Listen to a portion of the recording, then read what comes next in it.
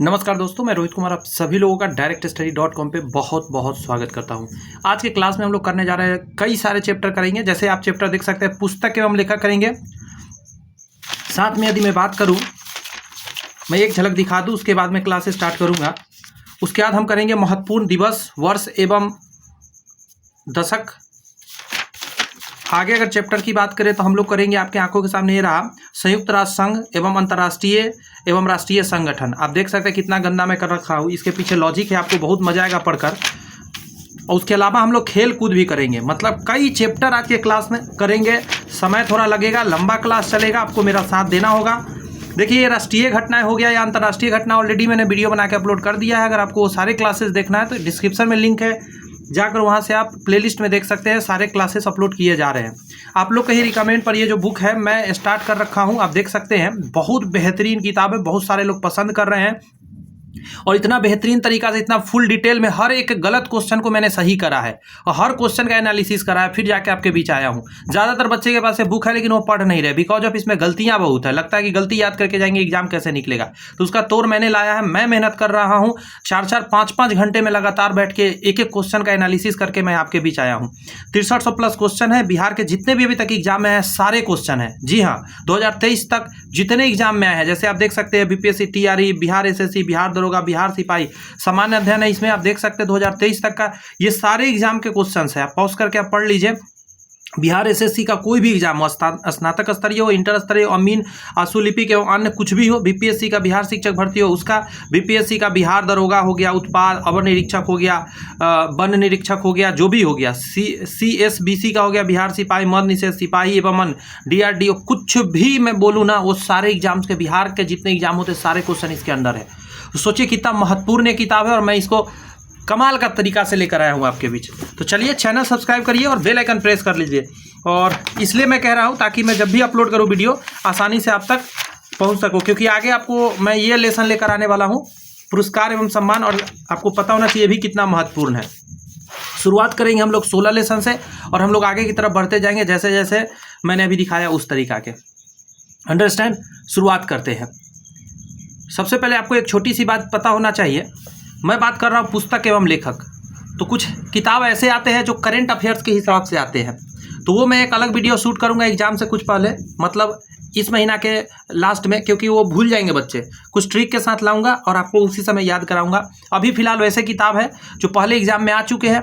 देखते हैं कैसे मैंने तैयारी करा है, देखते हैं कितना आपको पसंद आता है। अगर अच्छा लगे तो वीडियो लाइक किया करिएगा। ये बुक अगर आपको चाहिए जो मैंने अभी दिखाया है तो डिस्क्रिप्शन में लिंक मैंने दे दिया, वहाँ से जाके आराम से मंगा लीजिए। प्रैक्टिस सेट चाहिए तो भी वहाँ पे मैंने डिस्क्रिप्शन में लिंक दे रखा है। आप जरूर मंगा लीजिए ये किताब, ताकि मैं जो करेक्ट कराया हूँ आप भी करेक्ट कर लेंगे। उसके बाद आराम से रिवीजन आप कर सकते हैं। बहुत बढ़िया किताब रहेगा। पहला क्वेश्चन सुनिएगा, प्लेन स्पीकिंग शीर्षक पुस्तक के लेखक कौन है? तो वैसे तो ये प्लेन स्पीकिंग विदेशी किताब है, बट इंडिया के फेवर में यदि पूछा जाए तो आप कहेंगे N. चंद्रबाबू नायडू। आंध्र प्रदेश के, आपको पता होना चाहिए क्या है, कई बार CM रह चुके हैं, तो ये बहुत ही इंपॉर्टेंट व्यक्ति हैं N. चंद्रबाबू नायडू। और ये आपको बता दें हम कि इन्हीं का किताब है प्लेन स्पीकिंग। वैसे नेट पर सर्च वगैरह करिएगा तो पुराना आपको दिखाएगा जो विदेशी की राइटर ने लिखा है, बट ये भी करेंट अफेयर्स के समय उस समय इंपॉर्टेंट था। फिलहाल कभी कभी पुराना क्वेश्चन भी उठा के पूछ देता है, इसलिए मैंने इसको रखा है। आगे सुनिएगा, अगला प्रश्न है आपके सामने, India wins freedom. India wins freedom के लेखक आपका है अबुल कलाम आज़ाद। कौन है? अबुल कलाम आज़ाद। ध्यान रखिएगा, इसको APJ अब्दुल कलाम मत समझ लीजिए, ये अबुल कलाम आज़ाद हैं, इंडिया फ्रीडम्स के रचयिता। आगे देखिएगा, बुद्ध चरित के लेखक कौन है? तो बुद्ध चरित के लेखक आपको कौन है? अश्व घोष है। किसने लिखा है? अश्व घोष। और बाण्य भट्ट बहुत फेमस है, इनका किताब है कादम्बरी। ये याद रखना है, इसीलिए मैंने लिखा है। बाण्य भट्ट का क्या है? कादम्बरी। याद रखिएगा, बाण्य भट्ट कादम्बरी, बाण्य भट्ट कादम्बरी। इसका ट्रिक भी है, देखिए, वन में भटकना तो कदम का पेड़, वन में भटकिए तो कथी दिखेगा आपको? कौन चीज दिखेगा? तो कदम का पेड़ दिखेगा, कादम्बरी। समझ में आया? बाण्य भट्ट कादम्बरी। बुद्ध चरित अश्व घोष, आपको पता भी होगा, आपको थोड़ा बहुत भी पता होगा तो आइडिया होगा कि बुद्ध जो है घोड़ा को उन्होंने देखा था और घर से निकलने को घोड़ा ही इनका प्रतीक है। तो ऐसे भी याद रख सकते हैं, अश्व घोष बुद्ध चरित्र ने लिखा है। थोड़ी थोड़ी लिंक जोड़ेंगे, याद रहेगा हमेशा। पंचतंत्र, छोटा बच्चा भी जानता है पंचतंत्र, विष्णु शर्मा। 20 से अधिक देशों में अलग अलग भाषाओं में इसका वो हो चुका है, छप चुका है ये किताब, विष्णु शर्मा द्वारा लिखा गया है। जयदेव द्वारा लिखित किताब का नाम है गीत गोविंद। जयदेव जय देव जय देव जय देव, ऐसे करके गाना हम लोग गाते हैं ना, गीत गोविंद। तो बस गीत गोविंद, गोविंद मतलब भगवान का गीत गा रहे हैं जय देव करके, तो जय देव गीत गोविंद कैसे नहीं याद रहेगा। बहुत लोग कहते हैं याद नहीं रहता, एकदम आसान है। निम्नलिखित में से जो रिपीटेड है वो तो कम से कम इसी तरह दिमाग लगा के याद रखना होगा। स्मॉल इज ब्यूटीफुल लेखक जो लिखे हैं शुभंकर लिखे हैं। अब मैं बताता हूँ इसको, 1973 का है। आपको शुभाकर मतलब याद रखना पड़ेगा। कैसे याद रखिएगा, स्मॉल इज ब्यूटीफुल। तो आप बताओ जरा, छोटा चीज़ ही बहुत खूबसूरत है, ये कौन बोल सकता है। जब जिसके साथ सब कुछ शुभ शुभ चल रहा हो, शुभ कर मतलब जिसके साथ सब कुछ शुभ चल रहा हो वही ये बात बोल सकता है छोटा चीज़ भी बहुत सुंदर होता है। तो ऐसे करके याद रखिए। अगला है कितने पाकिस्तान। आप ये जो किताब है इसके रचयिता कमलेश्वर है। कितने पाकिस्तान के रचयिता कमलेश्वर है। एग्जाम में ये भी 1-2 बार आ चुका है। अगला है आपका लाइव डिवाइन, और स्टार लगा लीजिए, बहुत ज़्यादा इंपॉर्टेंट है, और इस बार हो सके रिपीट होकर आएगा। यह अरविंद घोष का है, अरविंदो घोष कह सकते हैं, उन्हीं का किताब है लाइव डिवाइन। आगे आपका भवभूति द्वारा रचित संस्कृत रचना कौन सा है। तो आप याद रखिएगा, ये भवभूति जो है ये भूत भगा दी है, एक किताब नहीं कई किताब रचे हैं इनका। देखिएगा मालती माधव किताब इन्हीं का है संस्कृत में। उसके बाद महावीर चरित्र भी इन्हीं का है, महावीर चरित्र। उसके बाद उत्तर राम चरित्र भी इन्हीं का है, उत्तर राम चरित्र, मालती माधव, महावीर चरित्र, ये सभी भवभूति का लिखा हुआ किताब है। क्लियर है, याद रहेगा। आगे सुनिएगा, आगे कह रहा है, अब कुछ लोग सोच रहे होंगे कि अरे याद रहेगा नहीं रहेगा काम हो जाएगा। भाई मेरे, इससे बेहतरीन कुछ भी नहीं है, डायरेक्ट आपको मार्क्स देखने को मिलेगा। आपको पता है आज के सेशन से आपको कितना मार्क्स मिल सकता है, 3 से 4-5 मार्क्स तक जा सकता है। 2-3 की 1-2 दिवस पूछता है, 1-2 आपको किताब का पूछता है, तो आप देख लो ना। और भी मैं खेल के बारे में 1-8 क्वेश्चन पूछता है, तो 2-3-4 क्वेश्चन तो आपका फिक्स होने वाला है आज के सिर्फ क्लास से। आप कहिएगा इसी में से आएगा, तो जी मैं गारंटी दे सकता हूँ इतना ही में से आएगा, क्योंकि यही क्वेश्चन बार बार रिपीटेड है बिहार एसएससी में। हाँ, पुस्तक में ये मैं बताऊँगा, कुछ नया में से 1-8 डाल सकता है, तो पुस्तक के लिए तो मैं बता ही रहा हूँ कि इसके अलावा भी लाऊंगा। तो आइए देखते हैं, कह रहा है ये पैसेज टू इंडिया क्या है। ये पैसेज टू इंडिया मतलब एक पैसेज लिखा गया जो इंडिया के लिए, तो इसका है कौन लिखे हैं, तो फोर्स्टर लिखे हैं। 1924 में ही लिखा गया था इंडिया के बारे में, 1924 जब भारत आज़ादी का सिलसिला चल रहा था। E.M. फोर्स्टर ने लिखा है। क्लियर है। अगला है माई कंट्री माई लाइफ, ये लिखा है लाल कृष्ण आडवाणी, और ये है इंपॉर्टेंट क्वेश्चन। जी हाँ, my country my life, Lal Krishna Advani, कई बार क्वेश्चन आ चुका है एग्जाम में। चांद का मुंह टेढ़ा, किसका मुंह टेढ़ा करना है भाई, चांद का मुंह टेढ़ा, तो कौन है, गजानन माधव मुक्तिबोध। इसका ट्रिक है याद रखने का कि चांद का मुंह टेढ़ा है कौन देख सकता है, जो ऊपर जाएगा उसको मुक्ति मिल गया वही ना ऊपर जाएगा। तो गजानन माधव मुक्तिबोध, ये जब ऊपर गया तो ऊपर जाकर देखा चांद का मुंह कैसा है, तो टेढ़ा है। तो चांद का मुंह टेढ़ा कौन लिखे है, गजानन माधव मुक्तिबोध। आगे आपका बहुत इंपॉर्टेंट है, स्टार लगा दे रहा हूँ पहले, असलम डॉग मिलेनियर, ये लिखने वाले एक और किताब का एक उपन्यास Q and A, question and answer जिसको बोलते हैं। स्लम डॉग मिलेनियर एक क्वेश्चन आंसर पर आधारित है। आपको पता है ये विकास स्वरूप का लिखा हुआ किताब, यह बहुत इंपॉर्टेंट है, इसको हल्का में ना लीजिएगा। विकास स्वरूप क्या है, असलम डॉग मिलेनियर। अब कोई बंदा मिलेनियर है तो वो क्या दिखाएगा, अपना हमेशा विकास दिखाएगा, कितना विकास की अपना स्वरूप दिखाएगा। मैं किस बड़ी बड़ी गाड़ी खरीदेगा, बड़ा बड़ा घर बनवाएगा, हर जगह जाएगा तो चर्चा करेगा कि मेरे पास इतना पैसा है उतना, बस ऐसे याद रहेगा। असलम डॉग मिलेनियर, आज का देखिए अच्छा असलम डॉग मिलेनियर बहुत पैसा वाला है, तो क्या करेगा, खुशवंत सिंह, जगमोहन खुश, अरे खुश से ऊपर रहेगा भाई, खुशी थोड़े ना रहेगा, जगमोहन सिंह, इनमें से कोई नहीं। बस इस तरह का दिमाग लगाएंगे, ऑप्शन आपको तुरंत याद आएगा। अच्छा विकास भी बहुत कर गया होगा तब तो मिलेनियर हो गया, और उसका स्वरूप बहुत बड़ा हो गया है, असलम डॉग मिलेनियर, ऐसे करके याद रखने का कोशिश करना है बस। विंग्स ऑफ फायर लगा लो, स्टार अप लगा लो, विंग्स ऑफ फायर, आग में क्या वो बोलेंगे, APJ Abdul Kalam. Wings of fire किसने लिखा है, एपीजे अब्दुल कलाम। आपको पता है 2002 से लेकर 2007 तक ये रहे हैं आपका राष्ट्रपति, याद रखिएगा। इसके बाद प्रतिभा पाटिल बनी थी, प्रतिभा पाटिल, ये भी याद रखना है आपको। देखिए APJ Abdul Kalam wings of fire के क्या है, रचयिता है। अगला है प्राइड एंड प्रिजुडिस, बहुत इंपॉर्टेंट है, लगा लो स्टार। क्या है, Austin, pride and prejudice Austin ने लिखा है। इंग्लिश में पुस्तक है, इंग्लिश में ही लिखने वाले हैं। अगला आपका पुस्तक the 3 mistakes of my life, 3 गलतियां जो मैंने जीवन में किया, the 3 mistakes of my life, ये लिखे चेतन भगत। किसने लिखा, चेतन 2008 में, चेतन भगत। चेतन भगत। कैसे याद रखिएगा, 1 2 3 इनके नाम में 3 अक्षर आता है, चेतन भगत और 1 2 3। खास ये बात है कि इनका 2 लेटर का बना हुआ नाम है और दोनों लेटर में 3 3 ही आता है। देखिए 1 2 3 1 2 3, तो चेतन भगत का ही है the 3 mistakes of my life. कभी गलती नहीं होगा, हम गारंटी दे सकते हैं। आपको बस 3 से ही पकड़ना रहेगा और आराम से आप आंसर दीजिएगा आज के बाद। एक तो आपका समझिए क्वेश्चन जीवन भर रट लिया। निम्नलिखित में से कौन सा उपन्यास प्रेमचंद्र ने लिखे हैं? प्रेमचंद्र ने लिखे हैं, तो आपको पता होना चाहिए प्रेमचंद्र का लिखा हुआ, ये तो दोनों किताब लिखे हैं, समझे। अगर मैं बात करूं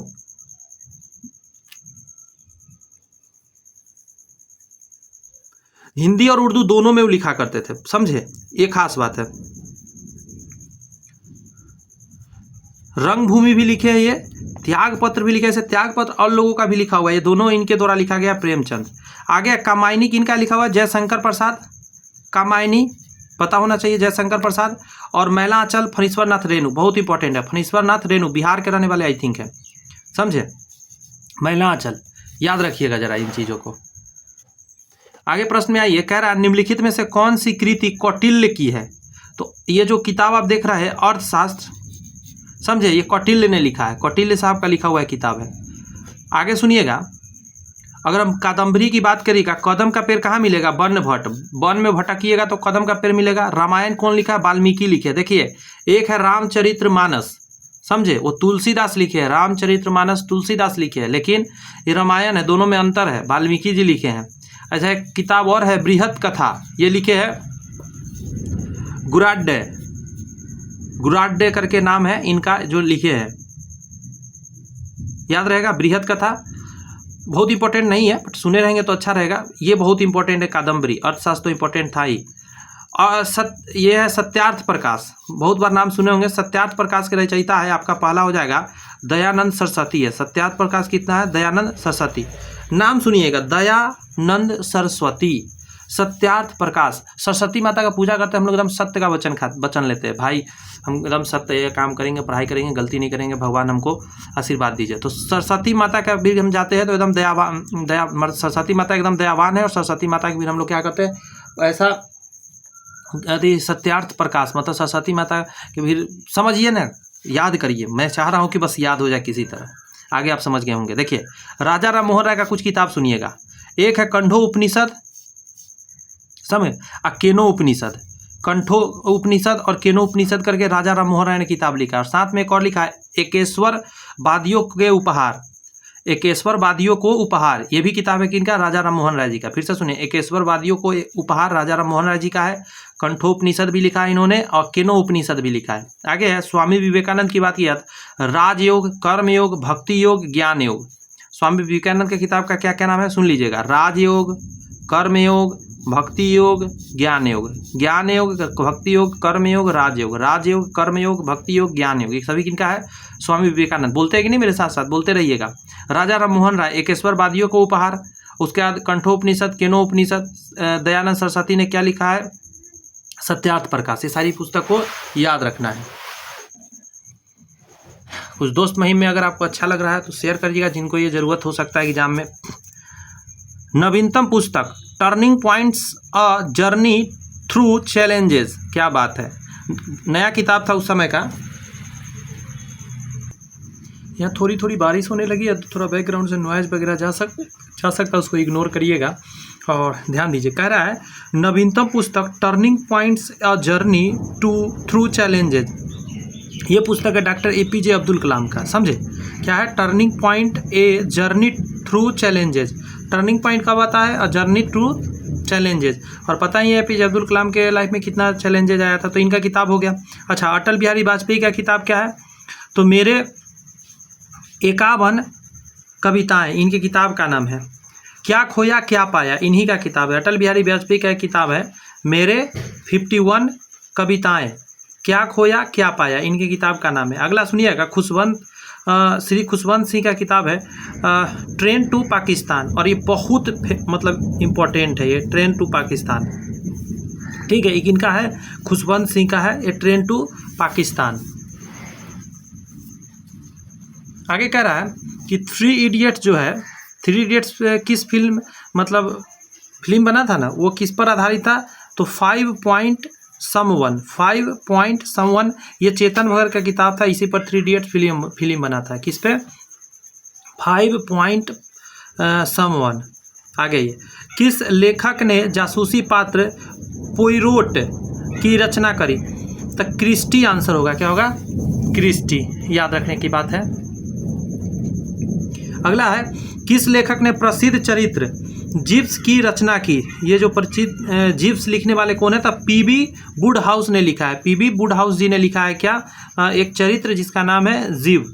अच्छा, एक चीज़ यहाँ जानिएगा कि इस पुस्तक पर आधारित यूट्यूब वीडियो बहुत लोकप्रिय हुआ था। इसका नाम क्या था? The last lecture. क्या नाम था? द लास्ट लेक्चर करके जो पुस्तक था ना, उस पर बहुत सारा यूट्यूब वीडियो वायरल हुआ था। बहुत इंपॉर्टेंट क्वेश्चन आ गया है। शाहनामा के रचयिता कौन है? तो आंसर क्या दीजिएगा? फिरदौसी है। शाहनामा किसने लिखा है? फिरदौसी। फारसी भाषा में लिखा हुआ है शाहनामा, समझे? शाहनामा फिरदौसी, याद रखने की बात है। ए पैसेज टू इंडिया, ये पैसेज टू इंडिया फिर से रिपीट हो रहा है क्वेश्चन, आपको पता लग रहा होगा। फोस्टर ने लिखा। देखिए क्वेश्चन रिपीट हुआ इतना ही जल्दी। 1924 में किताब लिखा गया था। आइए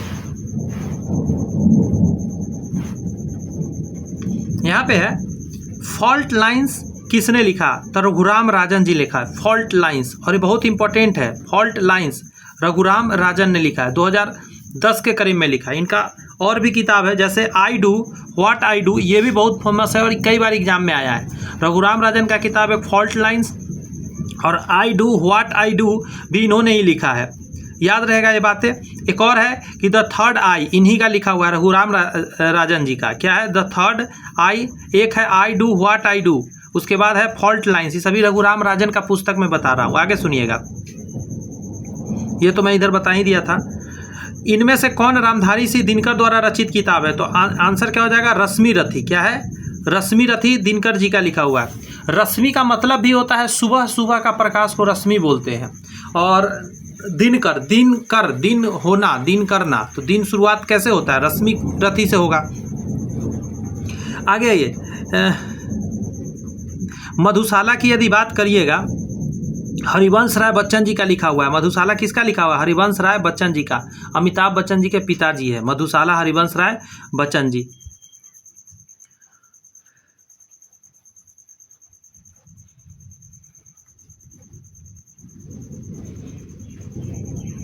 अगर बात करिएगा झांसी की रानी, तो इसके रचयिता कौन है? तो आप ऊपर में देख सकते हैं, यहाँ लिखा गया है झांसी की रानी, लिखे हुए हैं माता श्वेता देवी। ठीक है, माता श्वेता देवी ने। और अर्जुन की प्रतिज्ञा किसने लिखा है? तो आप यहाँ देख सकते हैं, अर्जुन की प्रतिज्ञा लिखने वाले हैं मैथिली शरण गुप्त।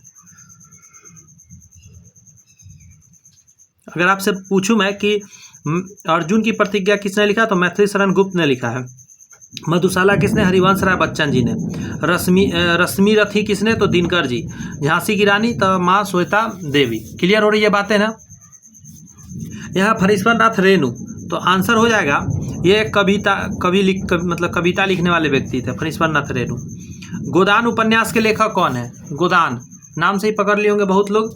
प्रेमचंद इसके रचयिता है। प्रेमचंद का कुछ किताब सुनिएगा, गोदान हो गया, गबन हो गया, कफन हो गया, ये तो सीक्वेंस में है, गोदान, गबन, कफन। इसके अलावा मानसरोवर, समझे, सेवा सदन, कर्म भूमि, ये सभी इन्हीं का लिखा हुआ है। देखिए वो कर्म योग है, कर्म योग अलग है, कर्म योग इनका नहीं है, वो स्वामी विवेकानंद का। यहाँ कर्म भूमि है। कर्म भूमि, मानसरोवर, सेवा Sadan, Kafan, Gaban, Godaan. Credit goes to Premchand. आगे है भारतेंदु हरिश्चंद्र का किताब सुनिएगा, भारत दुर्दशा, ये ही एग्जाम में सबसे ज़्यादा आता है। अंधेर नगरी, ये भी एग्जाम में आया हुआ है, अंधेर नगरी, ऐसे भारत दुर्दशा आता है भारतेंदु हरिश्चंद्र का। हरिवंश राय बच्चन जी का मधुशाला, महादेवी वर्मा का मेरा परिवार, स्मृति की रेखाएं, स्मृति की रेखाएं, मेरा परिवार, ये दो किताब है महादेवी वर्मा जी का। ये सब थोड़ा सा बार बार सुनेंगे, याद होता जाएगा। यहाँ है गीतांजलि किसके द्वारा लिखी गई, तो बच्चा बच्चा कहेगा कि ये रविन्द्रनाथ टैगोर द्वारा लिखा गया है। सरोजनी नायडू का किताब है द गोल्डन थ्रेशोल्ड। क्या है? The golden threshold. अगला है the bird of time, the bird of time, the golden threshold, ये दोनों सरोजिनी नायडू का पुस्तक है। जवाहरलाल नेहरू जी का लिखा हुआ है द डिस्कवरी ऑफ इंडिया। अब बारिश हो रहा है, आपको बैकग्राउंड से नोआज जाएगा, ज़्यादा होगा तो मैं वीडियो रोक दूंगा, वरना मैं क्लास अभी लेता हूँ, ठीक है। जवाहरलाल नेहरू है द डिस्कवरी ऑफ इंडिया, विश्व इतिहास एक खोज, मेरी कहानी, ये 3 पुस्तक यहाँ पे है जवाहरलाल नेहरू का। द डिस्कवरी ऑफ इंडिया, विश्व इतिहास एक खोज, मेरी कहानी, समझे, ये सभी किसका लिखा हुआ है? जवाहरलाल नेहरू जी का। मोतीलाल नेहरू जी का एक चीज़ आप जानते होंगे, हिंद स्वराज इन्होंने बनाया था, तो स्वराज पत्रिका इनका चला था, इसीलिए यहाँ स्वराज मैंने लिख दिया है। और एक पुस्तक के जो मैं आधुनिक भारत के जब जितने भी पुस्तक थे उस समय का, उसका एक अलग क्लास लूँगा, उसमें बहुत सारे पुस्तक हम आपको फिर बताएंगे। तमस की बात करेगा तो उपन्यास के लेखक कौन है? तमस उपन्यास के तो भीम साहनी, याद रखना बड़ा आसान है। देखिए भीम जी थे वो बड़ी खाते थे, ये बात सबको पता है, छोटा छोटा बच्चा भी जानता है कि वो बहुत खाते थे, तो आप इसी से याद रख सकते हैं कि वो खाते बहुत थे, समझे। तो खाने के बाद वो क्या हो जाते थे? एकदम तमस में आ जाते। तमस नहीं होता मतलब नींद से आने लगना, तो याद रखिए भीम साहनी, तमस ऐसे याद रहेगा। आगे सुनिएगा, और ये किताब की बात करिएगा तो 1973 में तमस किताब इन्होंने लिखा था। एक और इनका किताब है भारत विभाजन, भारत विभाजन करके भीम साहनी ने ही लिखा है, 1973 में तमस लिखा। आगे देखिएगा बलराज साहनी ने लिखा है मेरा पाकिस्तानी सफ़रनामा। बलराज साहनी ने क्या लिखा है? मेरा पाकिस्तानी सफ़रनामा। आगे अमृता प्रीतम की बात किया तो पिंजर नागमणि इन्होंने लिखा है। अमृता प्रीतम ने एक पिंजर और एक नागमणि, इनका 2 किताब है अमृता प्रीतम का, पिंजर और नागमणि, बहुत फेमस नहीं है। आगे आइए, भारत एक खोज पुस्तक के अहमदनगर किले जेल में कारावास के दौरान लिखी गई है। भारत एक खोज के लेखक कौन है? तो जवाहरलाल नेहरू, मैंने अभी बताया भी था। आगे सुनिए, स्वामी विवेकानंद का क्या है? कर्म योग, राजयोग, ज्ञान योग, समझे, ये स्वामी विवेकानंद का कर्म योग, राजयोग और ज्ञान योग। गांधी जी की बात करेगा सत्य के प्रयोग, सत्य के मेरे प्रयोग, हिंद स्वराज, मंगल प्रभात, मेरे सपनों का भारत, ये सभी किनका है? गांधी जी का पुस्तक है, कोई भी पूछ सकता है, याद रखना है आपको। फिर से सुनिए, सत्य के प्रयोग, हिंद स्वराज, मंगल प्रभात, मेरे सपनों का भारत। सत्य के प्रयोग, हिंद स्वराज, मंगल प्रभात, मेरे सपनों का भारत। क्लियर हो गई? गांधी जी का पुस्तक था। आगे आइए, सही लग रहा है ना? ऐसे ही सारे क्वेश्चन का मैंने करेक्ट करा है आंसर, जो इस किताब में गलत दिया हो उससे रिलेटेड जितना डिटेल खोज सकता था मैंने खोज के लाया आपके लिए। ट्रेन टू पाकिस्तान तो खुशवंत सिंह 1956 में लिखा था इन्होंने। विंग्स ऑफ फायर जो कि 1999 में प्रकाशित हुआ था, अब्दुल कलाम का था, APJ अब्दुल कलाम बोलेंगे, अबुल कलाम आज़ाद नहीं, APJ अब्दुल कलाम। अबुल कलाम आज़ाद का किताब का नाम था इंडिया बीन्स फ्रीडम। क्या है इनके किताब का नाम? India beans freedom, Abul Kalam Azad ji का है। और विंग्स ऑफ फायर किसने लिखा है? तो अब्दुल कलाम लिखा है। सुनिएगा, अरुंधति राय का कुछ किताब सुनिएगा, इनका बहुत आता है एग्जाम में, बहुत ज़्यादा आता है। अब समझे, ये तो समझिए कि बहुत ज़्यादा ही आएगा। The God of small things, सबसे इंपॉर्टेंट इनका यही है, the God of small things. अगला है आज़ादी, इन्हीं का किताब का नाम आज़ादी है। अगला है the ministry of utmost happiness, the ministry of the utmost happiness, the ministry of utmost happiness, ये भी क्या है? अरुंधति राय जी का है। चेतन भगत का बहुत सारा किताब है। थोड़ा देर पहले चेतन भगत का एक किताब आपने देखा था जिस पर कि आप फिल्म बना है, उनका नाम था 5 Point Someone, 5 Point Someone, इस पर 3 Idiot बना है। आगे है one night at the call centre, ये भी इनका किताब है, इस पर भी एग्जाम में आया हुआ है। One night at the call centre, 4-5 दोस्त रहता है कॉल सेंटर में काम करने वाला, उससे रिलेटेड है। फिर से एक बार बोल देता हूँ, क्या है? One night at the call centre, यह चेतन भगत का किताब। निम्नलिखित पुस्तकों में कौन सी पुस्तक मुंशी प्रेमचंद द्वारा नहीं लिखा गया है? तो गोदान, गबन और रंगभूमि। गोदान, गबन, रंगभूमि हो गया, कफन हो गया, मान सरोवर, सेवा सदन, कर्मभूमि, ये सभी किनका है? प्रेमचंद जी का है। लेकिन गोरा जो है रविंद्रनाथ ठाकुर जी का है, गोरा, और ये इंपॉर्टेंट है, एग्जाम में 2-3 बार आया हुआ है, याद रखिएगा गोरा। अच्छा लग रहा है सेशन? फिर से एक बार देखिए अगला क्वेश्चन, मृगकटिकम हिस्ट्री में मैं कुछ दिन पहले ही पढ़ाया था। तो ये कौन लिखे है, यहाँ तो दिया नहीं गया है। मृग जो है शूद्रक ने लिखा है, मृगकटिकम शूद्रक ने लिखा है। इसमें नाम दिया, देखिए यहाँ लिखा भी है, शूद्रक ने लिखा है। मृगकटिक इसका मतलब होता है मिट्टी की छोटी गाड़ी, खिलौना वाला गाड़ी छोटी सी मिट्टी की। आगे है दी गाइड, ये लेखक है इसके आर.के. नारायण। द गाइड के लेखक है आर.के. नारायण। ये क्लासिकल है, ये क्लासिकल पुस्तक है, उपन्यास है, ध्यान रखिएगा। आगे है पंचतंत्र के रचनाकार कौन है, तो विष्णु शर्मा। पंचतंत्र किस पे टिक लगाइएगा, विष्णु शर्मा। कालिदास की बात पहले ऊपर, भारतेंदु हरिश्चंद्र की बात करिएगा तो भारत दुर्दशा बहुत इंपॉर्टेंट है। प्रेम माधुरी इन्हीं का लिखा हुआ है, भारतेंदु हरिश्चंद्र का। अंधेर नगरी इन्हीं का लिखा हुआ है, और तीनों बहुत इंपॉर्टेंट है, तीनों आता है एग्जाम में। भारत दुर्दशा सबसे ज़्यादा आता है, प्रेम माधुरी भी आता है, और अंधेर नगरी भी आता है, भारतेंदु हरिश्चंद्र जी का है। और पंचतंत्र विष्णु शर्मा ने लिखा है। आगे सुनिएगा, चाणक्य ने अर्थशास्त्र लिखा है, ये तो पता ही होगा। और अर्थशास्त्र जो है राजनीति पर आधारित पुस्तक है। कालिदास की बात किया तो अभिज्ञान शकुंतलम बहुत फेमस है, कितनी बार एग्जाम में आया हुआ है, अभिज्ञान शकुंतलम कालिदास का। मेघदूतम कुमार संभवम, मेघदूतम कुमार संभवम, अभिज्ञान शकुंतलम, ये सभी कालिदास का, वेरी वेरी इंपॉर्टेंट है। अभिज्ञान शकुंतलम, मेघदूतम, कुमार संभवम, सभी क्या है, कालिदास जी का है। मालगुडी डेज, और लगाइए स्टार, इसमें एकदम इंपॉर्टेंट है, एकदम रिपीट होगा क्वेश्चन गारंटी के साथ। R K. Narayan, Malgudi days R K. Narayan ji का है। चलिए, मुझे लग रहा है कि आपको अच्छा लग रहा होगा, आप इस चीज़ का इंतज़ार ही कर रहे थे। कमेंट्स में आप कमेंट जरूर करिएगा अगर आप ऐसे क्लासेज का इंतज़ार कर रहे थे। मेरा दिल कह रहा है कि आप ऐसा क्लास का इंतज़ार कर रहे थे। आगे कहता है ए पैसेज टू इंडिया, आ गया फिर से, आप देख रहे हैं चौथा बार को किताब आ गया, तीसरा बार। E.M. फॉस्टर ने लिखा है 1924 में ही। कितना इंपॉर्टेंट हो सकता है आप इसी से समझ सकते हैं। Among the believers India a million mutinies and an era of darkness, ये जो लंबा चौड़ा किताब है ये B.S. नायपॉल द्वारा लिखा गया है।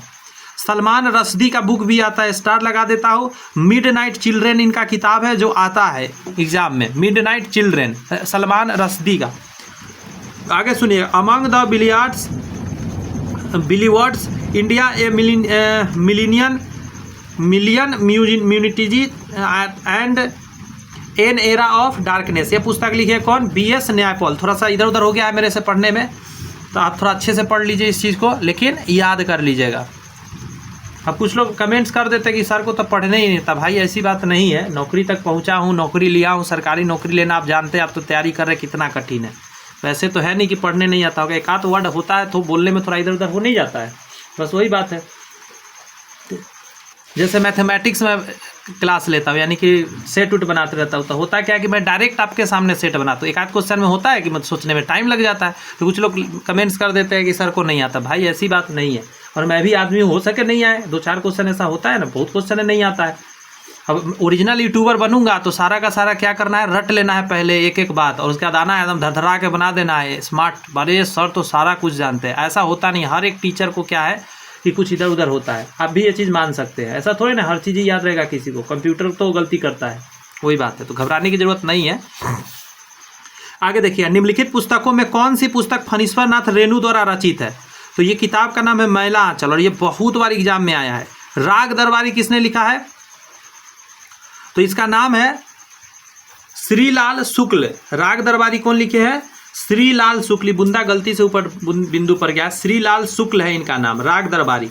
एक और है आपका अंधा युग, ये लिखे है धर्मवीर भारती। अंधा युग कौन लिखा है, धर्मवीर भारती। और गुनाहों का देवता धर्मवीर भारती का एग्जाम में एक बार आया हुआ है, मैंने एक जगह देखा था, क्या गुनाहों का देवता धर्मवीर भारती, अंधा युग धर्मवीर भारती, मैला आंचल फणीश्वर नाथ रेणु, और राग दरबारी श्रीलाल शुक्ल ने लिखा है। एक और है the old man and the sea, the old man and the sea के रचयिता जो है, नोवेल लिखने वाले जो है, उनका नाम है अर्नेस्ट हेमिंग्वे। अर्नेस्ट हेमिंग्वे ने लिखा है, विदेशी राइटर है। आगे देखिएगा, इस क्वेश्चन में यदि बात करिएगा, आप हर एक क्वेश्चन एग्जाम में आया हुआ है, आप नीचे देख सकते हैं, कोई क्वेश्चन ऐसा नहीं होगा जो एग्जाम में नहीं होगा। वंदे मातरम का अंग्रेजी में अनुवाद किसने करा? तो आंसर दीजिएगा अरबिंदो घोष ने। अरबिंदो घोष ने क्या किया था? वंदे मातरम जो है उसको अंग्रेजी में लिख दिया था। वंदे मातरम को अंग्रेजी में कौन लिखा? अरबिंदो घोष। अच्छा, आनंद मठ, समझे, आनंद मठ जो है इसी से लिया गया है आपका वंदे मातरम। एक और बात समझिएगा, कपाल कुंडला बंकिम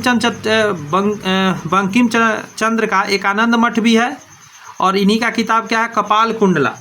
अरबिंदो घोष का किताब है लाइफ डिवाइन, समझे, ये सब थोड़ा सा याद रखना है। लाइफ डिवाइन अरबिंदो घोष, कपाल कुंडला बंकिम चंद्र जी का है, और आनंद मठ भी इन्हीं का है। एक और इनका किताब है दुर्गेश नंदिनी, समझे, दुर्गेश नंदिनी भी किसने लिखा है? तो बंकिम चंद्र चटर्जी का है। तो बंकिम चंद्र जी का है आनंद मठ, दुर्गेश नंदिनी, कपाल कुंडला, लाइफ डिवाइन तो अरबिंदो घोष का है। आनंद मठ किसका है? बंकिम चंद्र जी का है। यहाँ है द ऑडेसिटी ऑफ होप, और ओबामा जी का ये है आत्मकथा। अमेरिका के राष्ट्रपति रह चुके हैं, अब न आता है एग्जाम में, पहले आया हुआ है। मनमोहन सिंह का किताब है चेंजिंग इंडिया, क्या है? चेंजिंग इंडिया, मनमोहन सिंह जी का। अब बिल क्लिंटन का है माई लाइफ। उसी तरह देखिएगा एक और बात,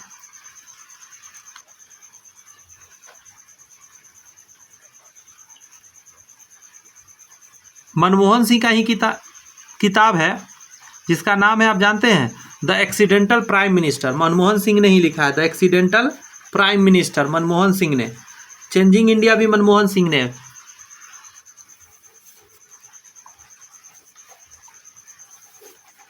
आगे एक प्रश्न बताइए, पंचतंत्र किसने लिखा था? विष्णु शर्मा। और मुद्राक्षस किताब करके है, विशाख दत्त का मुद्राक्षस। आगे आपका 12 मिहिर का किताब है लघु जातक, क्या है? लघु जातक। और पंच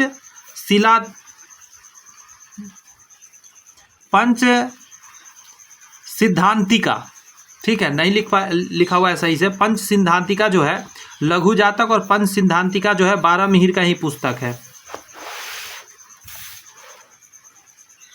यहाँ पे देखिएगा, पद्मावत को किसने लिखा है? तो मलिक मोहम्मद जैसी ने पद्मावत लिखा है, मलिक मोहम्मद जैसी पद्मावत। कबीर जी का कुछ किताब सुनिएगा, बीजक एग्जाम में आया हुआ है, कबीर ने लिखा है। अनुराग सागर, ये भी कबीर ने लिखा है। सखी ग्रंथ कबीर जी ने लिखा है। कबीर पदावली, कबीर पदावली भी कबीर जी ने लिखा है। अनुराग सागर, बीजक, ये सभी किताब किनका है? तो कबीर जी का है। आगे सुनिए, तुलसीदास जी का कुछ किताब सुनिएगा, कवितावली। देखिए, कबीर पदावली अलग है, ये था कबीर जी का, यह कवितावली। रामचरितमानस, दोहावली, विनय पत्रिका, ये सभी किताब तुलसीदास जी का है। विनय पत्रिका, दोहावली, कवितावली, रामचरितमानस, ठीक है। निराला का नाम सुने होंगे, इनका है परिमल, अनामिका, अप्सरा, निरुपमा, ये सभी है निराला जी का किताब। परिमल, अनामिका, अप्सरा, निरुपमा, बहुत ऐसा किताब है जो आप 2 बार 3 बार क्लास देखेंगे, 2x पर देखिए, भगा कर देखिए, बट देखिए तब जाके याद होगा। या आप इसको नोट कर सकते हैं, नोट कर लीजिए और फिर जाके प्रैक्टिस करिए। नहीं तो एक और काम कर सकते हैं, आप ये किताब ही ऑर्डर कर लीजिए, सबसे अच्छा मैं तो कहूँगा। डिस्क्रिप्शन में लिंक है, किताब मंगा लीजिए और उसी में जैसे मैंने लिखा है आप और भी खूबसूरत से सब लिख लीजिएगा। 1 आध 2 4 और भी एक्स्ट्रा किताब अगर बढ़ा सकते हैं लिख लीजिए, और इसी में प्रैक्टिस करते रहिए तो ज़्यादा फार बेटर है। सब सब्जेक्ट एक साथ हो जाएगा, क्योंकि किताब में बहुत पावर है, नॉर्मल किताब नहीं है। अभी तक का सबसे बेस्ट किताब है बिहार के तैयारी के लिए, हर एक स्टूडेंट के पास रहता है। और डरे स्टूडेंट तैयारी नहीं करता कि बहुत सारा आंसर गलत होता है, तो मैंने कर दिया है उसका सारा इंतजाम, गलती सब निकाल दिया है। तो कबीर जी का किताब सुन लीजिए, बीजक, अनुराग सागर, सखी ग्रंथ, कबीर पदावली, तुलसीदास जी का है कवितावली, रामचरितमानस, दोहावली, विनय पत्रिका, और निराला जी का है परिमल, अनामिका, अप्सरा, निरुपमा। अगला है गेम ऑफ थ्रोन्स, किसने लिखा? और गेम ऑफ थ्रोन्स कई बार एग्जाम में आया हुआ है, जॉर्ज मार्टिन ने लिखा है। India after Gandhi, India after Gandhi, Ramachandra Guha ji ने लिखा है। India after Gandhi, Ramachandra Guha. यहाँ करा निम्नलिखित में कौन सा लेखक लेखिका अब अंग्रेजी के बजाय इटालियन में लिखता है? इनका नाम है झुप्पा लहरी। इनकी आत्मकथा है the taste of my life, ये युवराज सिंह ने लिखा है। The taste of my life किसने लिखा है? युवराज सिंह जी द्वारा लिखा गया है। क्रिकेटर है, कैंसर से इन्होंने विजय प्राप्त किया है कैंसर को। अगला है टाइमलेस स्टील, टाइमलेस स्टील लिखने वाले राहुल द्रविड़ है। और आगे बात करिएगा तो सचिन जी का है playing it my way, playing it my way किसने लिखा है? सचिन तेंदुलकर का जीवन कथा है प्लेइंग इट माई वे। मेरे सपनों का भारत पुस्तक किसके द्वारा लिखा गया? तो महात्मा गांधी द्वारा। मेरे सपनों का भारत, महात्मा गांधी ने सपना देखा था। जयप्रकाश नारायण जी का किताब है वाई सोशलिज्म, क्या है? वाई सोशलिज्म क्या है? जयप्रकाश नारायण जी का किताब है वाई सोशलिज्म। जवाहरलाल नेहरू जी का है the Indian struggle, the Indian struggle. एक मिनट, ये तो सुभाष चंद्र जी का है किताब, जवाहरलाल नेहरू जी का ही किताब नहीं है, इधर है देखिए, सुभाष, वही तो कहे द इंडियन स्ट्रगल है सुभाष चंद्र बोस जी का, इनका नहीं है किताब ये। इंडिया डिस्कवरी किताब लिखे थे ये Jawaharlal Nehru, India discovery. Why socialism किसने लिखा? जयप्रकाश नारायण। अगला आप आइए, अगला देखिए क्वेश्चन क्या कर रहा है? द इनहेरिटेंस ऑफ लॉस, ये है आपका किरण देसाई द्वारा लिखा किताब, बहुत बार एग्जाम में आया हुआ किताब ये है।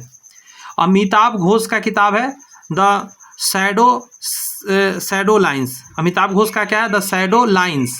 अमिताभ घोष का है द शैडो लाइन्स। अगला आपको देख रहा है अरुंधति राय, इनका किताब का देखिएगा आज़ादी।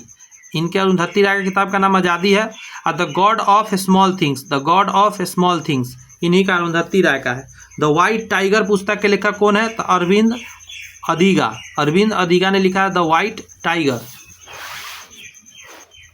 सोच के कितना सारा एग्जाम में आया हुआ किताब से कितना क्वेश्चन अभी तक आया है। इसलिए ये सिर्फ क्लास अच्छे से अगर कर ले तो मुझे लगता है किताब बन जाएगा। आईने अकबरी किसने लिखा? तो अमीर खुसरो ने लिखा। और तुगलकनामा भी इन्हीं का लिखा हुआ है, ये भी आता है एग्जाम में, ये भी आता है। आईने अकबरी नहीं है, माफी चाहते, आईने सिकंदरी है। अमीर खुसरो ने लिखा आईने सिकंदरी और तुगलकनामा। अच्छा, फिरदौसी ने लिखा है शाहनामा, ये अलग है। फिरदौसी का किताब है शाहनामा और आईने अकबरी है, फिर से अकबरी बोला गया। आईने सिकंदरी अमीर खुसरो और तुगलकनामा किसने लिखा है? तो अमीर खुसरो। शाहनामा किसने लिखा? फिरदौसी। लाइफ ऑफ पाई यह है लिखा हुआ यान मार्टेल, लाइफ ऑफ पाई यान मार्टेल ने लिखा है। यहाँ अवधी साहित्य मृगा की रचना किसने करी? तो इनका नाम है आपका कुतुबन। ये कौन सा है? अवधी में लिखा गया है, कुतुबन ने लिखा। और मलिक मोहम्मद जायसी का सबसे फेवरेट किताब है जो सबसे ज़्यादा एग्जाम में आता है, पद्मावत। उल्फ हॉल का लेखक है हिलेरी मैटेल, हिलेरी मैटेल। अगला इंडिया डिवाइडेड पुस्तक के लेखक कौन है? इंडिया डिवाइडेड पुस्तक के लेखक कौन है? तो आपका आंसर निकल के आ जाएगा राजेंद्र प्रसाद। समझे, इंडिया डिवाइडेड राजेंद्र प्रसाद। अच्छा, सुभाष चंद्र बोस जी का क्या है? The Indian struggle. Lala Lajpat Rai ji का क्या है? Young India. सभी में इंडिया लगा ना। राजेंद्र प्रसाद जी का किताब बताइए तो पटाख से। India divided. सुभाष चंद्र बोस जी का the Indian struggle. Lala Lajpat Rai ji का बात करिएगा तो यंग इंडिया। अच्छा, हिंदी उपन्यास कंकाल की रचना किसने करी? तो जयशंकर प्रसाद। किसने किया? जयशंकर प्रसाद ने किया। कौन सा है? कंकाल का रचना। क्लियर है बात? अच्छा, प्रथम भोजपुरी उपन्यास बिंदिया किसके द्वारा लिखी गई? तो ये लिखा गया है रामनाथ पांडे। और ये याद रहना ही चाहिए, ये क्वेश्चन आता है बिहार के एग्जाम में। भोजपुरी उपन्यास पहली बिंदिया किसने लिखा? रामनाथ पांडे। बिंदिया रामनाथ पांडे। अच्छा, भिखारी ठाकुर का किताब का नाम सुनिए, विदेशिया, गंगा स्नान और बेटी वियोग। ये भिखारी ठाकुर का बेटी वियोग, गंगा स्नान और विदेशिया भिखारी ठाकुर का किताब है। पूर्वांचल की लोक गाथाएं कह सकते हैं, समझे। रमेश चंद्र झा का है पूर्वांचल की लोक गाथाएं। बहुत इंपॉर्टेंट नहीं है, एक यहाँ इंपॉर्टेंट चीज़ लिखे हुए नीचे देखिएगा। ये है आपका मुल्कराज आनंद, मुल्कराज आनंद है, क यहाँ होना चाहिए था। मुल्कराज आनंद का कूली लिखा हुआ, ये एग्जाम में आता है। मुल्कराज आनंद का कूली। भिखारी ठाकुर जी क्या लिखा, क्या बताया था अभी? विदेशिया, याद है, गंगा स्नान और बेटी वियोग। अगला है the ministry of utmost happiness, Arundhati Roy, एक स्टार लगा लीजिए, इनका किताब आता है अरुंधति राय जी का, the ministry of utmost happiness. अगला है उपन्यास राग दरबारी, तो ये श्रीलाल शुक्ल का है, राग दरबारी श्रीलाल शुक्ल का है, कुछ देर पहले भी बताया था मैं। नेक्स्ट देखिएगा द कोलिशन ईयर्स, यह है प्रणब मुखर्जी का, क्या है the coalition years, Pranab Mukherjee, important है, प्रणब मुखर्जी का किताब है ये।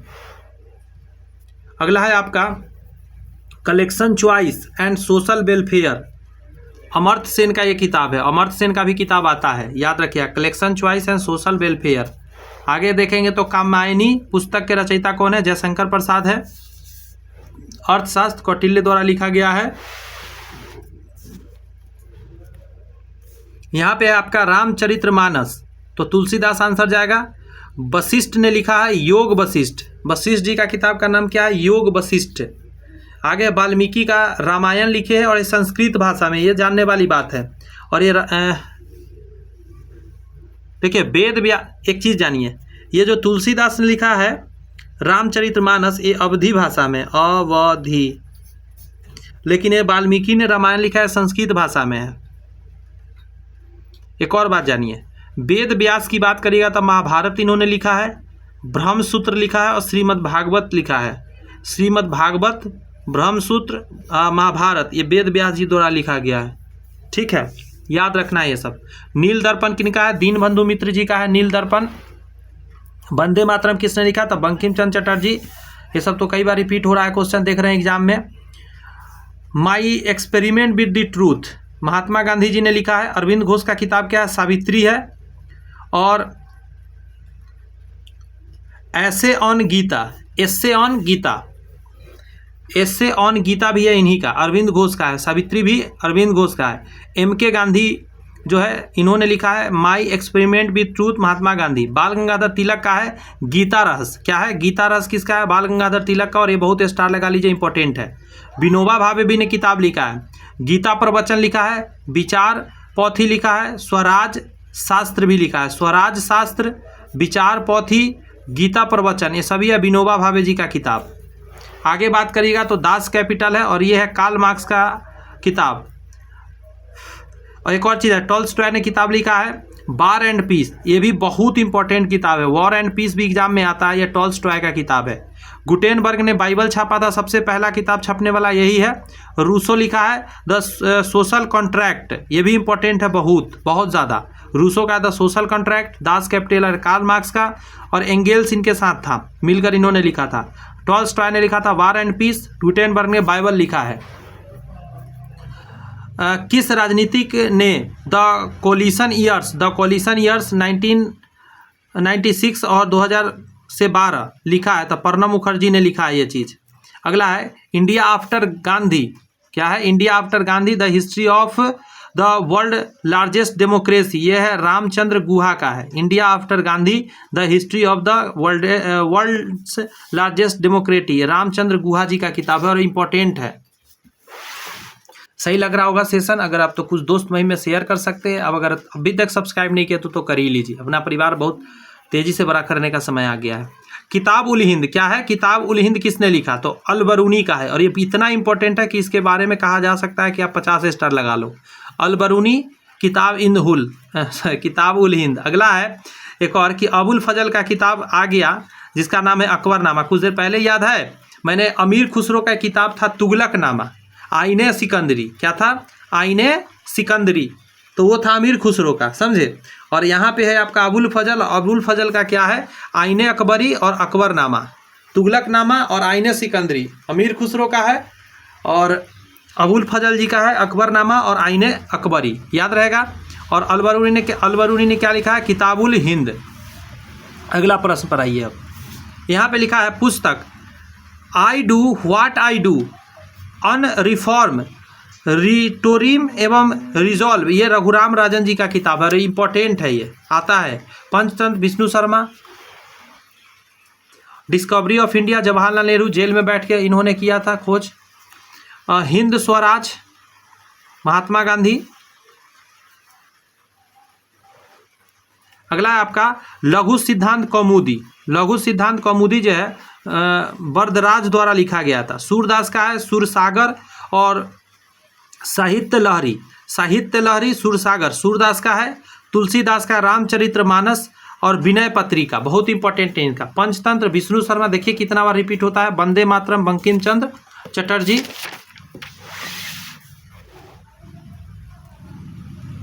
आगे आपका साकेत के रचयिता तो मैथिली शरण गुप्त। साकेत किसने लिखा है? मैथिली शरण गुप्त, और ये बहुत इंपॉर्टेंट है साकेत। देखिए सुमित्रानंदन पंत का किताब सुनिएगा, चिदंबरा पल्लव गुंजन, चिदंबरा पल्लव गुंजन, चिदंबरा पल्लव गुंजन, ये है आपका सुमित्रानंद पंत जी का। जयशंकर प्रसाद का कामायनी है, बहुत इंपॉर्टेंट है। आंसू है, और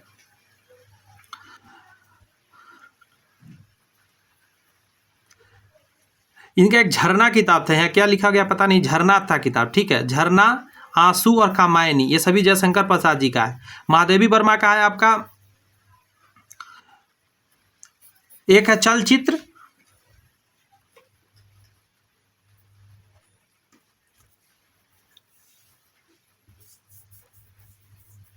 दास कैपिटल के रचयिता बताइए कौन है? दास कैपिटल के, तो आंसर दीजिएगा कार्ल मार्क्स। अभी थोड़ा देर पहले भी नाम आया था इनका। दास कैपिटल के रचयिता कौन है? Karl Marx. एक और बात बताइए, स्टालिन किताब किसने लिखा? तो लेनिनवाद, क्या है? स्टालिन का किताब का नाम है लेनिनवाद के सिद्धांत। लेनिनवाद के सिद्धांत किसने लिखा है? स्टालिन ने लिखा है, और कार्ल मार्क्स ने लिखा है दास कैपिटल। और ट्रास्की का किताब का नाम है the history of the Russian revolution. Trotsky का किताब का नाम क्या है? The history of the Russian revolution, the history of the Russian revolution Trotsky का है, स्टालिन का है लेनिनवाद के सिद्धांत, और दास कैपिटल है कार्ल मार्क्स का। दी पॉलिटिकल मैन, ये लिखने वाले कौन है? लिपसेट ने लिखा है, लिपसेट ने, द पॉलिटिकल मैन। सरस्वती विकास, सरस्वती विकास, यह है व्यास राज का लिखा हुआ। विधि की आत्मा, यह पुस्तक लिखा हुआ है मॉन्टेस्क्यू का, यह 1748 में प्रकाशित हुआ था। विधि की आत्मा, समझे, मॉन्टेस्क्यू का पुस्तक है। भारत एक खोज, discovery of India, Jawaharlal Nehru का, जेल में लिखे थे इन्होंने। अमर्त्य सेन का किताब है डेवलपमेंट ऑफ फ्रीडम्स, क्या है? डेवलपमेंट एज फ्रीडम्स, ऐसे कहिए, डेवलपमेंट एज फ्रीडम्स। अगला है सच्चिदानंद सिन्हा का द बिहार टाइम्स, इन्होंने क्या निकाला था? पेपर बिहार टाइम्स निकाला था सच्चिदानंद सिन्हा। हिंदुस्तान स्टैंडर्ड, ठीक है, हिंदुस्तान स्टैंडर्ड लिखे थे सच्चिदानंद सिन्हा जी, और द बिहार टाइम्स निकाला था पत्रिका इन्होंने ही। राजेंद्र प्रसाद जी का बात करिएगा तो इंडिया डिवाइडेड इन्हीं ने लिखा, इंडिया डिवाइडेड राजेंद्र प्रसाद जी ने। एक और लिखा है बापू के कदमों में बाबू, बापू के कदमों में बाबू, इन्हीं का है, राजेंद्र प्रसाद जी का। और मेरी आत्मकथा, ये भी है राजेंद्र प्रसाद जी का, मेरी आत्मकथा, बापू के कदमों में बाबू और इंडिया डिवाइडेड, ये सभी है राजेंद्र प्रसाद जी का। और द बिहार टाइम्स और हिंदुस्तान, ये सच्चिदानंद सिन्हा जी का पेपर और पुस्तक था। Pakistan or the partition of India, किसने लिखा? तो यह डॉक्टर भीमराव अंबेडकर जी ने लिखा है। पाकिस्तान और the partition of India, Bhimrao Ambedkar. यहाँ पे है कि निम्नलिखित में से कौन से सोशल कॉन्ट्रैक्ट पुस्तक के लेखक है? सोशल कॉन्ट्रैक्ट किताब कौन लिखा था? इनका नाम है जीन जैकब्स रूसो, रूसो ने लिखा है सोशल कॉन्ट्रैक्ट, 1762 में लिखा है, जीन जैकब रूसो ने लिखा है। अगला प्रश्न है नील दर्पण, तो दीनबंधु मित्र हो जाएगा। अगला है निम्नलिखित पुस्तकों व उसके लेखकों के युग में कौन सा सुमेलित है? अगर पहला की बात किया जाता हिमालयन ओडिसी, ये MP वीरेंद्र कुमार का लिखा हुआ है। द कारगिल विक्ट्री, यह battles from P to peak, colonel SC Tyagi ने लिखा है। One life is not enough, यह नटवर सिंह द्वारा लिखा गया। यहाँ पे आपका हिट रिफ्रेश पुस्तक के लेखक कौन है? तो सत्य नडेला है, क्या है? Hit refresh. नेक्स्ट क्वेश्चन है आपका मालविका अग्निमित्रम, ये किसका है? कालिदास का है, कुछ देर पहले बताया था। मालविका अग्निमित्रम ये कालिदास का है। कुमार संभवम इन्हीं का है। बाण भट्ट का किताब सुनिएगा, हर्षचरित्र बहुत इंपॉर्टेंट है, बहुत बार एग्जाम में आता है। कादम्बरी बहुत बार एग्जाम में आता है। और चंडी शतक भी इन्हीं का लिखा है, बाण भट्ट का चंडी शतक। कबीर का है आपका साखी, इन्हीं का है। अगला सूरदास की बात क्या? सुरसागर। और साहित्य लहरी, ये किताब इन्हीं का है, बहुत इंपॉर्टेंट है। अगला है हिंद स्वराज के लेखक कौन है, तो हिंद स्वराज महात्मा गांधी ने लिखा है। और गीता रहस्य देखिएगा तो बाल गंगाधर तिलक का किताब है गीता रहस्य, और इम्पोर्टेंट है इनका। यहाँ पे आपका नेचुरलिस्ट हिस्टोरिका प्लिनी ने लिखा है, इंपॉर्टेंट में आएगा। नेचुरलिस्ट हिस्टोरिका प्लिनी ने लिखा है, हिस्ट्री को घोर के पीना पड़ेगा। निम्नलिखित में से कौन सा नाटक कालिदास द्वारा रचित नहीं है, तो याद रखिएगा उमा परिणय। उसके अलावा जैसे ये देखिए माल विक्राग्निमित्रम कालिदास का, सब इंपॉर्टेंट है इसमें। अभिज्ञान शकुंतलम भी है, कुमार संभवम भी है, ये सभी है कालिदास जी का।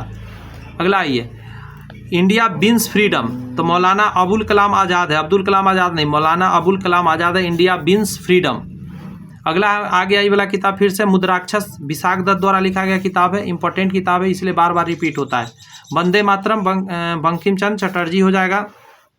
आगे आपका निम्नलिखित में से मैथिली शरण गुप्त की रचना नहीं है, तो याद रखिए पार्थिव जो है पथिक जो है ये इनका नहीं है। पथिक लिखे है राम नरेश त्रिपाठी जी ने, राम नरेश त्रिपाठी ने पथिक लिखा है, लेकिन साकेत मैथिली शरण गुप्त ने लिखा। भारत भारती मैथिली शरण गुप्त और पंचवटी मैथिली शरण गुप्त, ये इंपॉर्टेंट बहुत ज़्यादा है, ये इंपॉर्टेंट है, ये भी इंपॉर्टेंट है। आगे आप देखेंगे तो मेरी कविता मेरी गीत, मेरी कविता मेरी गीत, ये लिखा हुआ है हरिवंश राय बच्चन द्वारा, इसमें से किसी के द्वारा नहीं लिखा गया है। आगे आप देखेंगे तो है कबीर दास के पदों के संग्रह बीजक में मिलेगा, जितने भी इनके पद थे। कविता की परख क्या है, कविता की परख ये रामचंद्र शुक्ल द्वारा लिखा गया है। अगला है जायसी का है पद्मावत, मलिक मोहम्मद जायसी का।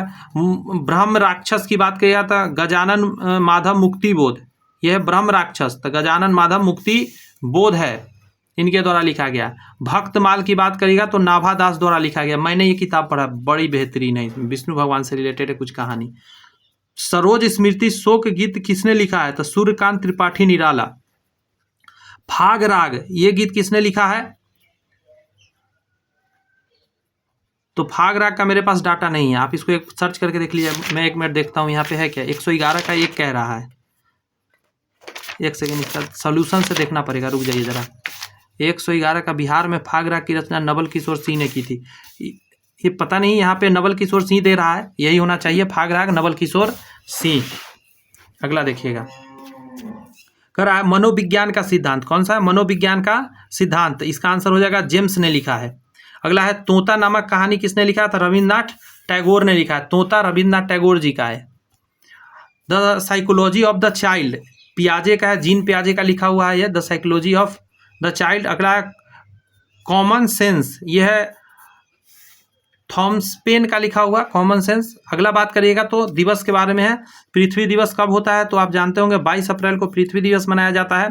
आगे मैं अभी बहुत सारा दिवस की बात करूंगा, घबराने की जरूरत नहीं, एक क्वेश्चन गलती से यहाँ लिखा हुआ है। 16 सितंबर को क्या मनाते हैं, तो विश्व ओजोन दिवस मनाते हैं, ठीक है।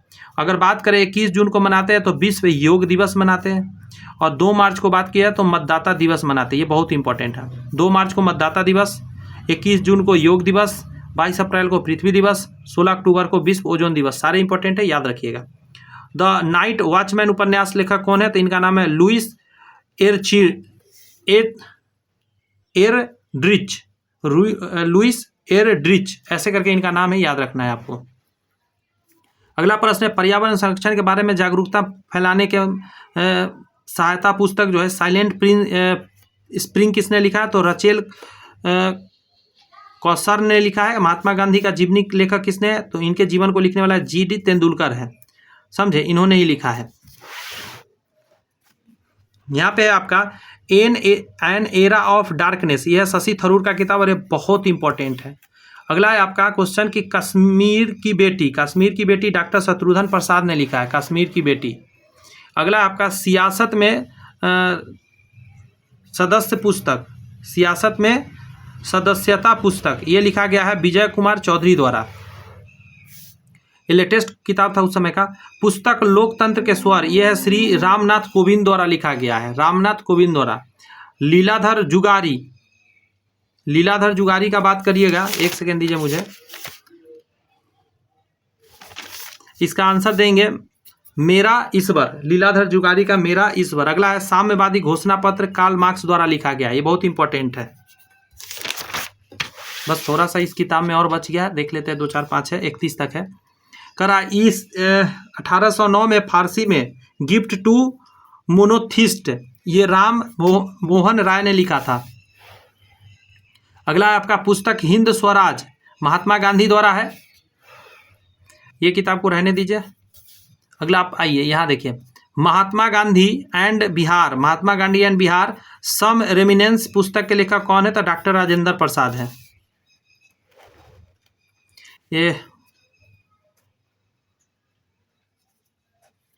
ये किताब को आपको थोड़ा मेहनत करना है इस पर, ठीक है। इसका आंसर मेरे को आइडिया नहीं लगा है। Biography of Kunwar Singh and Amar Singh, ये थोड़ा क्या बोलता है, नया किताब था।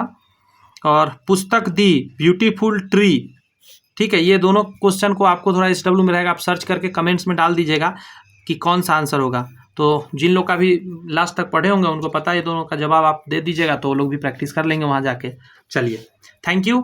आते हैं अब आगे प्रैक्टिस करते हैं। यहाँ पे कैसा लगा बता दीजिएगा। एक अभी पार किए हैं, अभी अगला चैप्टर पे आते हैं। कुछ इंपॉर्टेंट दिवस है जो बार बार रिपीट एग्जाम में करता है, देख लीजिए चैप्टर का नाम। हम बात करेंगे अभी क्या चीज़ का, महत्वपूर्ण दिवस, सॉरी दशक, वर्ष और दिवस जो बार बार एग्जाम में आते हैं। फटाफट देख लेंगे, इसमें ज़्यादा समय नहीं लगेगा क्योंकि ये तो थोड़ा रटने वाला है और धीरे धीरे याद हो जाएगा। देखिए, विज्ञान दिवस कब मनाया जाता है? तो 28 फरवरी को मनाते हैं। विज्ञान दिवस 28 फरवरी। लिंक जोड़ने का कोशिश करिएगा। और एक आइडिया आपको अभी लगेगा कि कैसा क्वेश्चन पूछा जाता है। ऐसे तो बहुत है, एक एक महीना में हर दिन 2 2 गो है, कभी 3 3 गो है, तो ऐसे तो पूरा हो जाएगा। कितना हो जाएगा? 12 महीना का है तो 12 3 36, 12 दूनी 24, कितना ज़्यादा हो जाएगा? सॉरी 365, माफ़ी चाहते, गलती में कैलकुलेट कर दिया, 365 से ज़्यादा हो जाएगा। तो उतना ही याद रखना है। नहीं, आप आइडिया लगेगा अभी आपको देख के कैसा कैसा क्वेश्चन आता है, उस आधार पे याद करिएगा। जैसे देखिए, विज्ञान दिवस आता है 28 फरवरी का। संयुक्त राष्ट्र दिवस, देखिए संयुक्त राष्ट्र दिवस कई बार देखिएगा आएगा, अक्टूबर 24, ठीक है, 1945 में इसका स्थापना हुआ था, 24 अक्टूबर को। आगे अगर आप देखेंगे तो क्या पूछा जाता है, 5 सितंबर को क्या होता है? तो सर्वपल्ली राधाकृष्णन का टीचर्स डे मनाते हैं। स्वामी विवेकानंद का जन्मदिन को हम लोग 12 जनवरी को मनाते हैं, राष्ट्रीय युवा दिवस। तो इनमें 3 क्वेश्चन होगा। पूछा जाता है कि राष्ट्रीय युवा दिवस किसके जन्मदिन है? तो स्वामी विवेकानंद, और राष्ट्रीय युवा दिवस का 12 जनवरी को। याद है ये सारी बातें। अगला है हिंदी दिवस। देख रहे होंगे कैसे क्वेश्चन आता है। 14 सितंबर को हिंदी दिवस, 14 सितंबर को हिंदी दिवस होता है। अच्छा, अंतर्राष्ट्रीय महिला दिवस 8 मार्च, और ये इतना बार आता है कि आपको बताया नहीं जा सकता। आप देखिएगा ना, अभी खुद के कितना बार पूछा जा रहा है। अंतर्राष्ट्रीय महिला दिवस 8 मार्च को मनाया जाता है। आगे आपका अंतर्राष्ट्रीय मजदूर दिवस, तो 1 मई को मनाते हैं। विश्व जल दिवस, देख रहे हैं कैसा क्वेश्चन आता है, 22 मार्च। आपको आइडिया लगना चाहिए ताकि उसी हिसाब से आप तैयारी करिएगा। मुझे तो लगता है इसी में का खाली तैयारी कर लिया जाए तो भी कुछ काम बन जाएगा। किस दिन भारत में राष्ट्रीयता मतदाता दिवस के रूप में घोषित होता है? तो 25 जनवरी। राष्ट्रीय मतदाता दिवस 25 जनवरी को। श्री राजीव गांधी का पहला पुण्यतिथि मनाया गया था, तो ये मर गए थे 21 मई को मरे थे। एंटी टेररिज्म डे के रूप में हम लोग मनाते हैं, एंटी टेररिज्म डे। अंतर्राष्ट्रीय योग दिवस देखिए आ गया, 21 जून को मनाते हैं। शहीदी दिवस समझ रहे हैं ना, 30 जून को भी मनाते हैं और 23 मार्च को भी मनाते हैं, 2 बार ये मनाया जाता है शहीदी दिवस। विश्व जनसंख्या दिवस कब मनाते हैं? तो 11 जुलाई को मनाया जाता है विश्व जनसंख्या दिवस। हम दो हमारे दो, ठीक है, तो 1 और 1 2।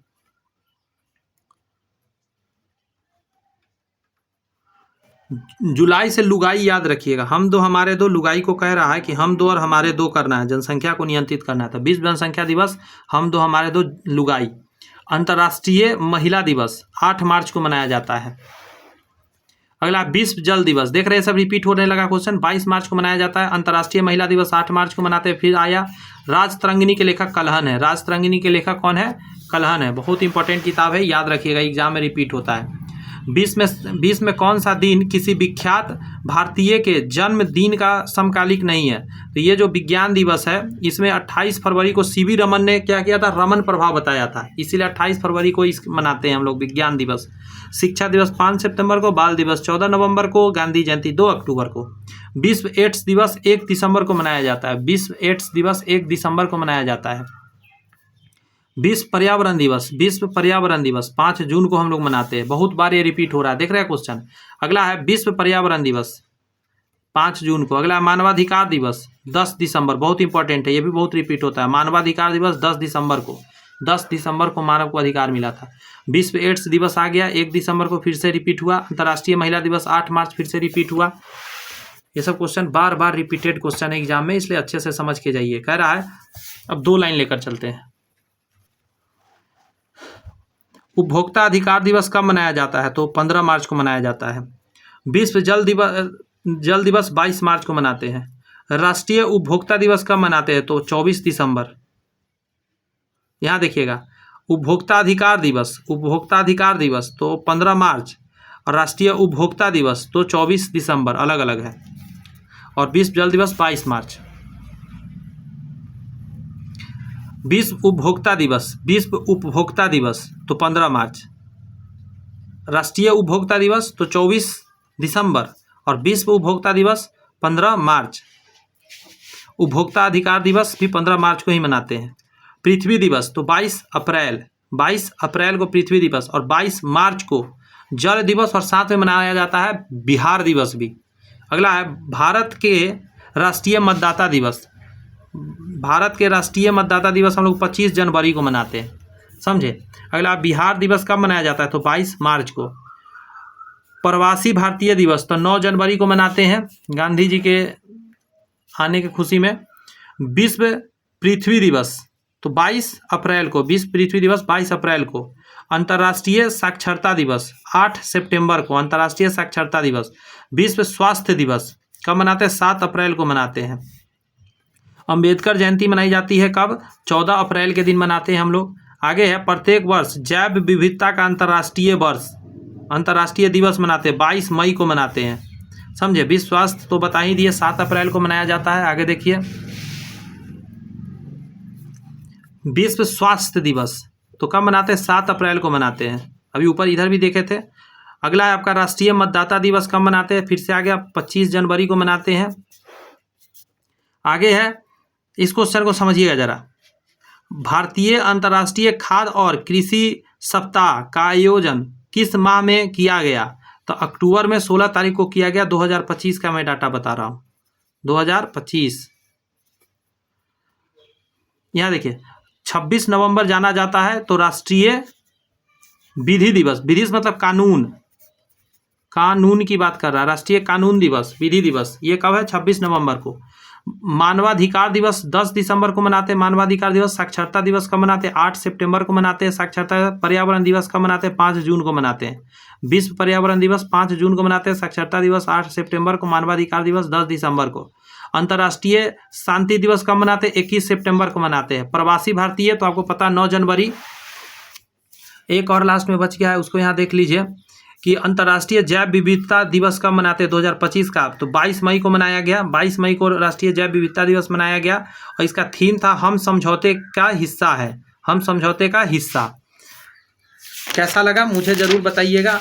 और अब अभी भी क्लास ख़त्म नहीं आपका हुआ है, अभी तो क्लास चलेगा, अभी तो भाई क्लास चलेगा, क्योंकि सारी बात मेरे को आपके सामने रखना है। थोड़ा इसके स्क्रीन में छोटा कर देता हूं ताकि मैं कुछ बातें ऊपर लिख रखा हूं उसको मैं आपको एक बार समझा दूं, ओवरव्यू दे दूं, बस इतना काफ़ी है। देखिए, पहले ये समझा देता हूं, फिर नीचे यूज होगा, वहां पे फिर बताएंगे तो आपको समझ में आएगा। एक होता है ICRC। क्या होता है? ICRC, इसका फुल फॉर्म है international committee of the red cross. International committee of the red cross, international committee of the red cross. ये आपको नहीं दिख रहा होगा, मैं बोल के बता रहा हूँ। 1863 में बना था जिनेवा में, इसका स्विट्जरलैंड जिनेवा में इसका मुख्यालय है। क्या है? रेड क्रॉस का, डायरेक्ट रेड क्रॉस याद रखिए। और ये बना था 1963 में और इसका जिनेवा स्विट्जरलैंड में मुख्यालय है।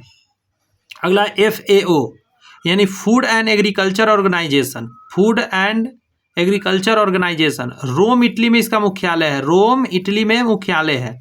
और बात करिएगा तो ये बना था 1945 में। और कहाँ बना था? तो क्यूबिक में इसका स्थापना हुआ था।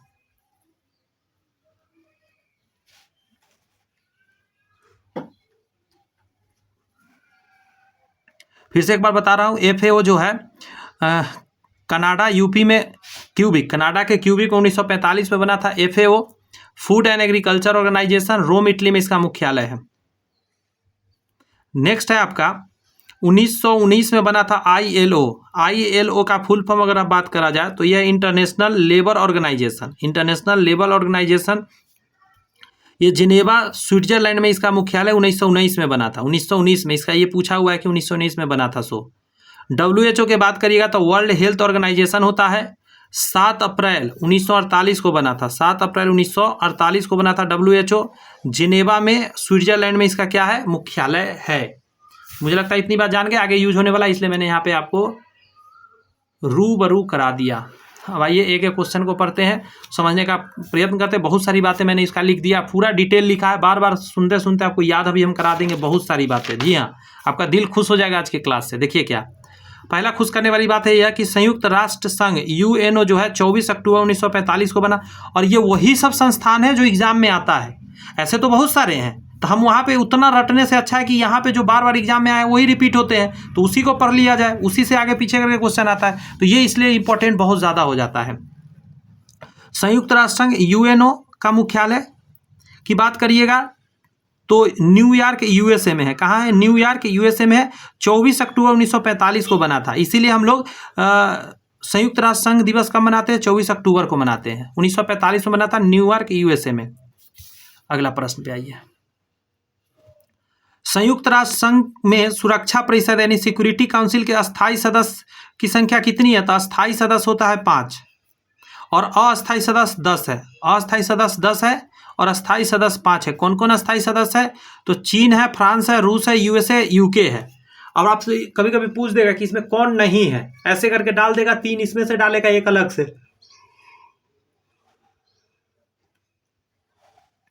चीन, फ्रांस, रूस, USA UK, तो इसमें अस्थायी सदस्य की बात करेगा यही है, चीन, फ्रांस, रूस, USA UK।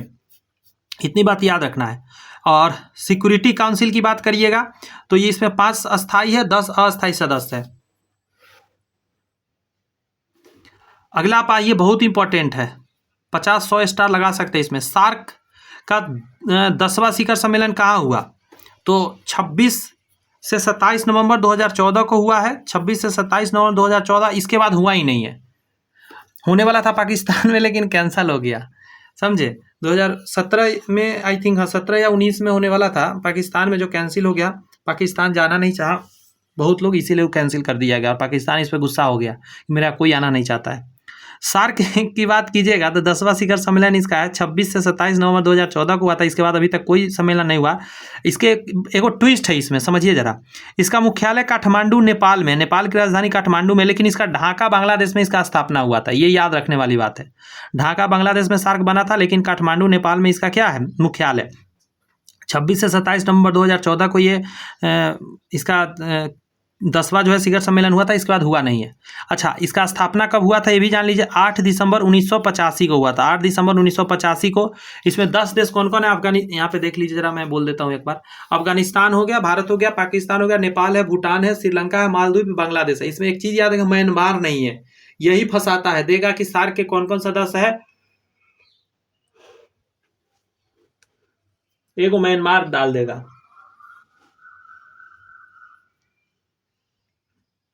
मुझे लगता है आप पकड़ लीजिएगा।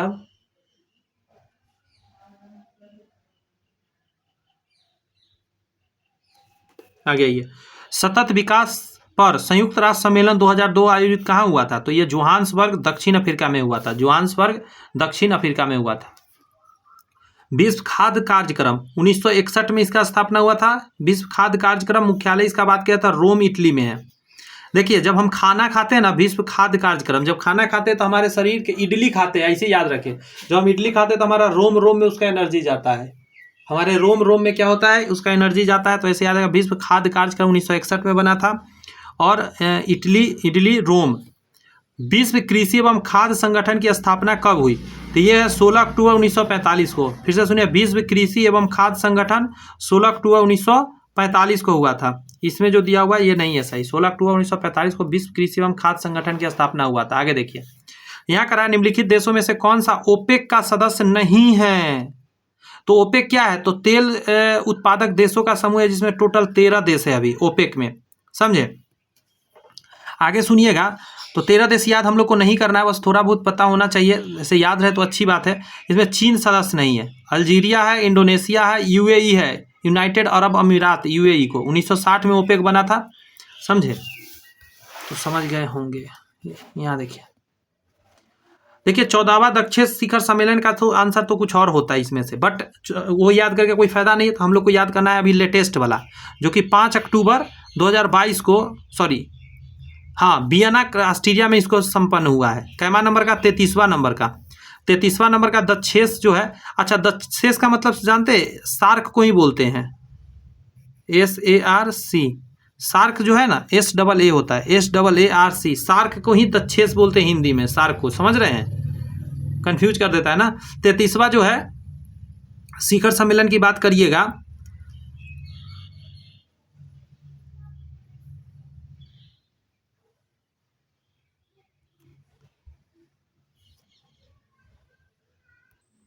थोड़ा कुछ करेक्ट करना जरूरी है। देखिए ये इन्फॉर्मेशन यहाँ गलत लिखा हुआ है, इस पूरे को काट दीजिए यहाँ से यहाँ तक, समझे, ये इन्फॉर्मेशन नहीं है सही, क्योंकि 2014 के बाद 19-17 में हुआ है, लेकिन ऐसा कुछ है नहीं 25वां नंबर का। इसको थोड़ा सा साइड करिए। यहाँ देखिए संयुक्त राष्ट्र संघ जो बोलते हैं हम लोग, UNO का मुख्यालय जो है 24 अक्टूबर 1945 को स्थापित हुआ, न्यूयॉर्क USA में है।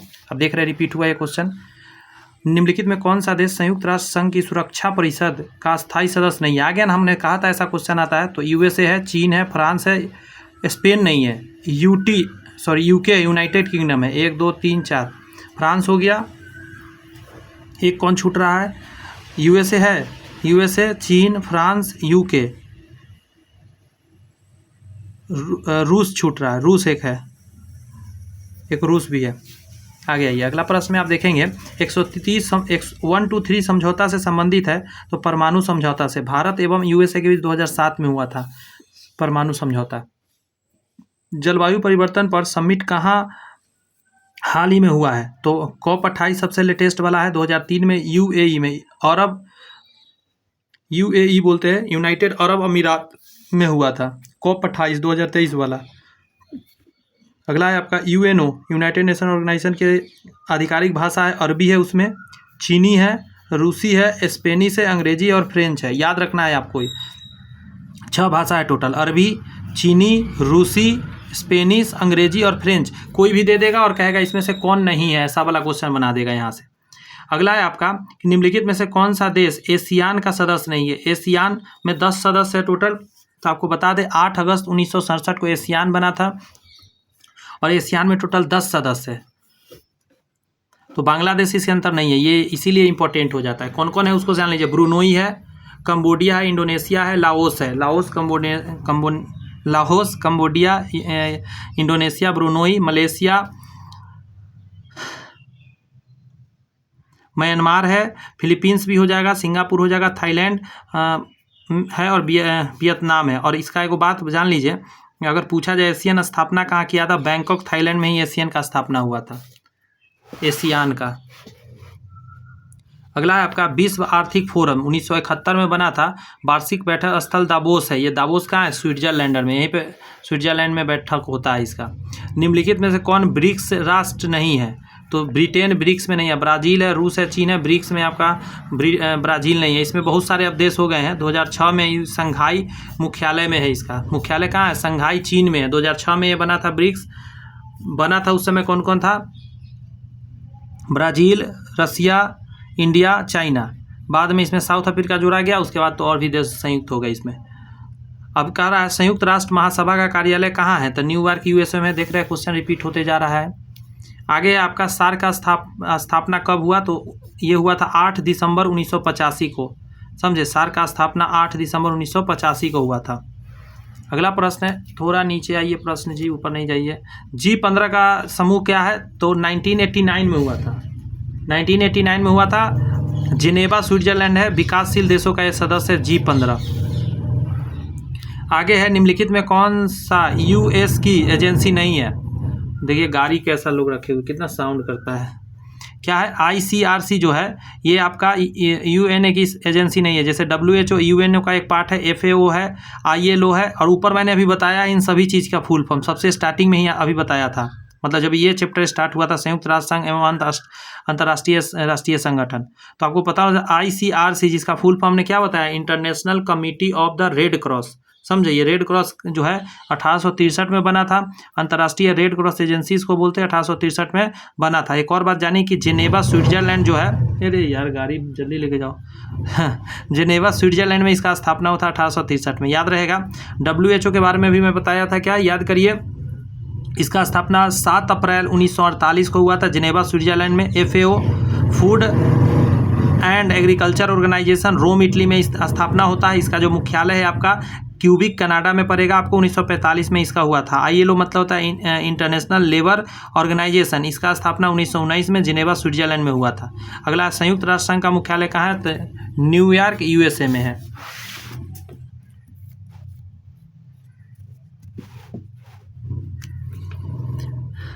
दो लाइन लेकर चले, दो लाइन नहीं होगा, एक ही लाइन लेकर चलते हैं।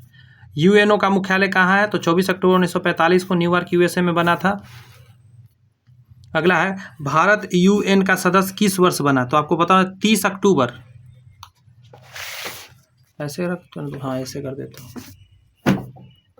ऐसे में दिखेगा। देखिए भारत UNO का सदस्य कब बना, तो 30 अक्टूबर 1945 को बना था। और अंतर्राष्ट्रीय न्यायालय 1945 में बना था, और नीदरलैंड हेग में इसका अंतर्राष्ट्रीय न्यायालय का मुख्यालय है। यहाँ पे जब देखेंगे आप, तो कह रहा है कि अंतर्राष्ट्रीय न्यायालय का मुख्यालय 1945 नीदरलैंड हेग में है। यहाँ देखिए अंतर्राष्ट्रीय न्यायालय है, मुख्यालय बोला गया गलती से, इसको थोड़ा ध्यान रखिए। अगला कह रहा है विश्व व्यापार संगठन 1 जनवरी 1995 को WTO वर्ल्ड ट्रेड ऑर्गेनाइजेशन, यानी 1 जनवरी 1995 को विश्व व्यापार संगठन स्थापित हुआ था।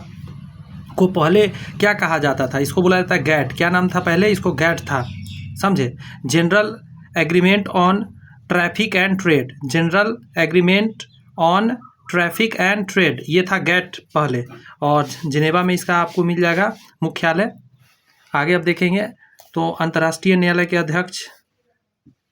अध्यक्ष बनने वाले पहले भारतीय कौन थे, तो डॉक्टर नागेंद्र सिंह थे। 1985 से 88 तक ये रहे थे। अगला है संयुक्त राष्ट्र संघ का गठन कब हुआ, 1945 में, 24 अक्टूबर को हुआ था। अगला है हरा सूचकांक, तो विश्व बैंक द्वारा 2012 में पहली बार प्रकाशित किया गया था। भारत में नीति आयोग और संयुक्त राष्ट्र ने कब तक के लिए सतत विकास फ्रेमवर्क हस्ताक्षर किया है, तो 2023 से लेकर 2027 तक के लिए हस्ताक्षर कर लिया है। यहाँ देखिए कह रहा है कि एजेंडा 21 किससे संबंधित है, पर्यावरण से संबंधित है। पहली बात, रियो डी जेनेरो में सम्मेलन में 1992 में हुआ था एजेंडा 21 पर चर्चा।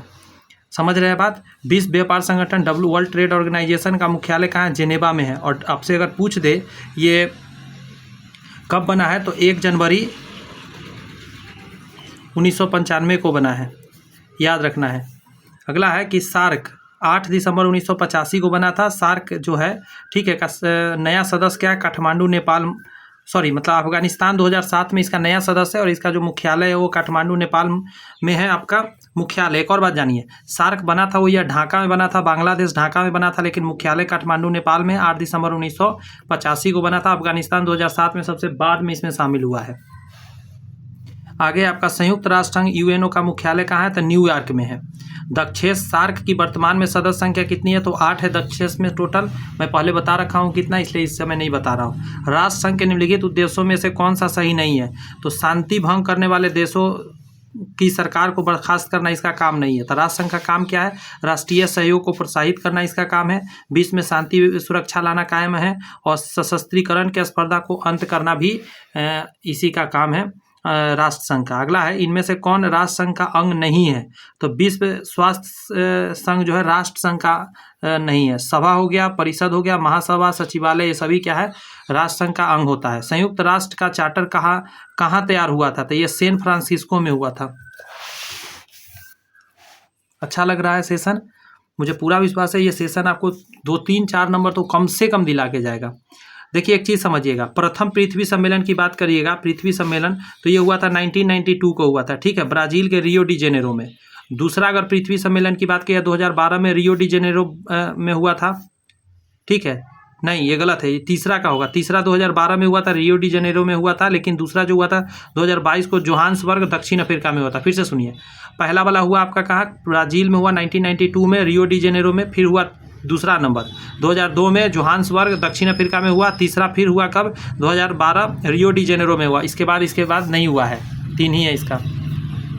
संयुक्त राष्ट्र दिवस 24 अक्टूबर 1945 को स्थापना के लिए मनाते हैं। अगला यूनेस्को कब बना था, 16 नवंबर 1945 को। 16 नवंबर 1945 को बना था। फ्रांस पेरिस में इसका क्या है, मुख्यालय है। फ्रांस पेरिस में इसका मुख्यालय है। आ रही है बातें समझ में। संयुक्त राष्ट्र सुरक्षा परिषद के अस्थायी सदस्य देशों के नाम बताइए। तो अभी मैं कुछ देर पहले बताता, यूएसए हो गया, रूस हो गया, यूके हो गया, फ्रांस और चीन हो गया।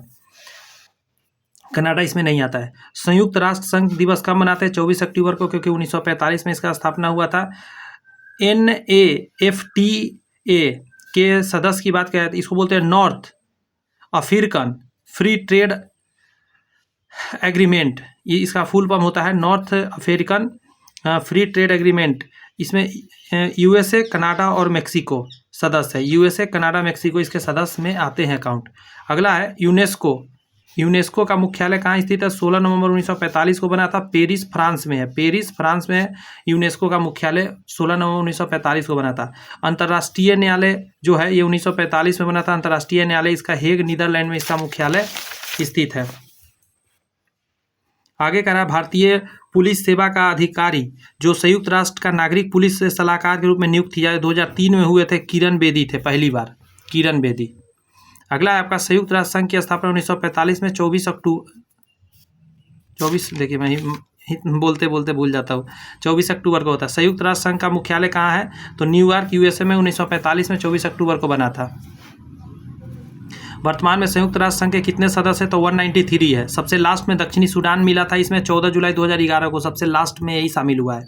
दक्षिणी सूडान 14 जुलाई 2011 को, इसलिए इंपॉर्टेंट है ये, या स्टार लगा के याद रखिएगा। 193वां सदस्य है ये। अगला बात करिएगा तो WTO विश्व व्यापार संगठन, चीन का प्रवेश कब हुआ, चीन आया था 11 दिसंबर 2001 को, चीन इसमें आया था वर्ल्ड ट्रेड ऑर्गेनाइजेशन में। दक्षेस की स्थापना कब हुई थी, तो सार्क बोलते हैं इसको, SAA होता है, SAARC 8 दिसंबर 1985 को हुआ था, 8 दिसंबर 1985 को। दक्षेस का मुख्यालय कहाँ है, तो काठमांडू नेपाल में स्थापना हुआ था इसका, बांग्लादेश ढाका में। अगला है साप्टा का अध्यक्ष हस्ताक्षर कब हुआ था, देखिए 1993 में इसका हस्ताक्षर हुआ, लेकिन ऑप्शन के हिसाब से आपको 2006 मानना है क्योंकि लागू हुआ था 2006 में, लेकिन इसका हस्ताक्षर तो बहुत पहले ही हो चुका था, साइन 1993 को। अंतर्राष्ट्रीय मुख्यालय कहाँ पे, द हेग नीदरलैंड में है। डैश को महासभा द्वारा संयुक्त राष्ट्र ध्वज के रूप में अंगीकार किया गया, तो 26 अक्टूबर 1947 को इसमें एक राष्ट्रीय ध्वज भी इसका बना था। यहाँ कह रहा है IMF के संबंध में निम्नलिखित कथनों में कौन सा कथन सही है, तो पहले आप एक बात जानिए कि जुलाई 1944 को बना था, जुलाई 1944 को IMF बना था, इंटरनेशनल मनी क्या बोलते हैं इसको, इंटरनेशनल मनी फंड। IMF का होता है इंटरनेशनल मनी फंड होता है। अगला इसके बारे में कह रहा है वाशिंगटन DC USA में क्या है इसका मुख्यालय है, IMF का मुख्यालय क्या है, वाशिंगटन DC में है। इसके बारे में कहता है कि कौन सा कथन सही है, तो यही सदस्य कि यह सदस्य देशों को वित्त पोषण देता है, मतलब पैसा का जरूरत होता है उसको हेल्प करता है। विश्व व्यापार संगठन WTO का जो मुख्यालय कहाँ है, तो ये हो जाएगा आपको जिनेवा में है। अगला प्रश्न पढ़ाइए। यहाँ कह रहा है सार्क का सदस्य देश है, तो बांग्लादेश है, नेपाल है, अफगानिस्तान है, भूटान है, श्रीलंका, ईरान नहीं है, इसमें ईरान को छांट दीजिए। निम्नलिखित में से किस नगर में संयुक्त राष्ट्र संघ का मुख्यालय, तो न्यूयॉर्क USA में है। वर्ष 2015 में से 2030 तक के लिए धारणीय विकास के लक्ष्य निर्धारित किए गए हैं संयुक्त राष्ट्र साधारण सभा द्वारा, संयुक्त राष्ट्र के साधारण सभा द्वारा कि 2030 तक क्या करना है, सतत विकास का लक्ष्य है इसका। सार्क का बात करिएगा तो भारत है इसमें सबसे बड़ा देश क्षेत्रफल की दृष्टि से। राष्ट्र संघ की स्थापना कब हुई थी, तो आपको पता 1920 में हुआ था, 10 जनवरी 1920 को, प्रथम विश्व युद्ध के समाप्ति के बाद राष्ट्र संघ। उसी का बाद में बड़ा वर्षन है आपका, जो अभी आप अंतर्राष्ट्रीय जो आप अभी देख रहे हैं, क्या अंतर्राष्ट्रीय संयुक्त राष्ट्र संघ जो देखते हैं इसी का है। संयुक्त राष्ट्र संघ अब हो गया, पहले था राष्ट्र संघ, ये बना था 10 जनवरी 1920 को। अंतर्राष्ट्रीय श्रम संगठन का मुख्यालय कहाँ है, तो जेनेवा में है, स्विट्जरलैंड। वर्तमान में संयुक्त राष्ट्र संघ के 193 सदस्य है, जिसमें आपको पता होना चाहिए 193वां लास्ट सदस्य जो है दक्षिणी सूडान है। 14 जुलाई 2011 को इसमें शामिल हुआ था। निम्नलिखित में कौन सा देश सार्क का सदस्य नहीं है? तो ईरान नहीं है, भूटान, अफगानिस्तान, मालदीव सब है। अगला है आपका सबसे बड़ा देश भारत काउंट आएगा। एमनेस्टी इंटरनेशनल जो है मानवाधिकार, ये 1961 में लंदन यूके में बना था। एमनेस्टी इंटरनेशनल जो है 1961 में लंदन यूके में बना था, मानवाधिकार संगठन है ये। अगला अंतर्राष्ट्रीय न्यायालय का जो है हेग, नीदरलैंड में इसका मुख्यालय है। बस थोड़ा देर का सेशन बच गया है। यहाँ का रहा है, एक चीज़ समझिएगा, इस क्वेश्चन को भूल जाइए क्योंकि ये 27 नंबर का नया लेटेस्ट पढ़ते हैं। कॉन्फ्रेंस ऑफ पार्टीज 28वां नंबर वाला 30 नवंबर से लेके 12 दिसंबर 2023 तक चला था। समझे? कब तक चला था? 30 नवंबर से 12 दिसंबर 2023 तक दुबई यूएई में, यूनाइटेड अरब अमीरात, ठीक है, में हुआ था ये चीज़ का। एक्सपो सिटी जो है ना वहाँ का, वहीं पे हुआ था। आगे देखिएगा, कौन सा देश G20 का सदस्य नहीं है? तो बांग्लादेश इसमें नहीं आता। इसको बनाया गया था 1999 में, 26 सितंबर 1999 को बना था आपका G20। निम्नलिखित में कौन सा देश हाल ही में गठित I2U2 ग्रुपिंग का सदस्य है? तो ये सभी है इसमें, इजराइल भी है, भारत भी है, संयुक्त अरब अमीरात भी है। 2 जुलाई 2022 को बना था I2U2।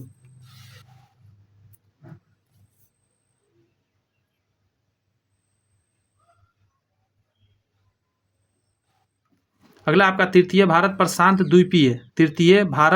प्रशांत द्वीपीय सहयोग मंच, समझे, शिखर सम्मेलन आयोजित हुआ था। तो पापुआ न्यू गिनी में हुआ था 22 मई 2023 को। निम्नलिखित में से किस देश की संसदीय समिति ने हाल ही में सिफारिश की कि भारत को भी नाटो प्लस का सदस्य बनाया जाए? तो यूएसए ने यह चीज़ का सिफारिश करा है, बहुत जल्द हो ही जाएगा सदस्य। IUCN का मुख्यालय कहाँ है? तो स्विट्जरलैंड गैलैंड में है।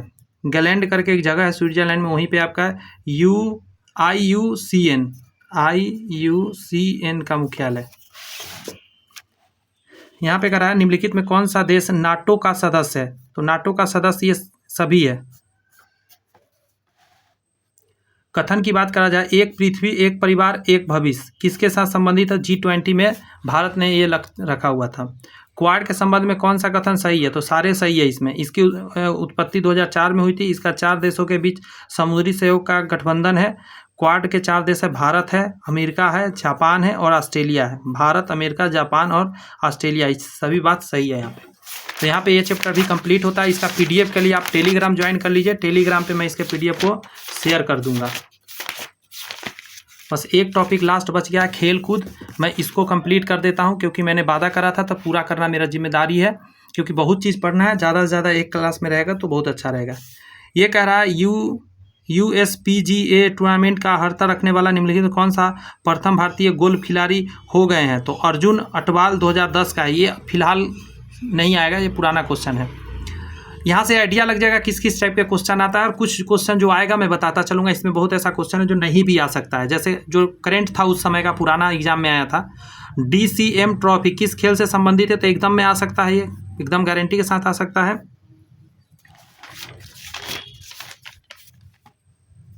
पहले आपको एक बात जानना है, DCM ट्रॉफी का जो संबंध है वो फुटबॉल से है, ठीक है। और 1945 से लेकर 2000 तक दिल्ली में,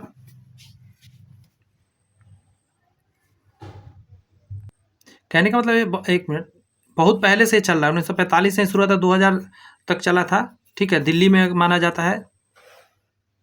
अगला है आपका एथेंस ओलंपिक खेल 2004 में भारत के लिए पहला पदक किसने जीता?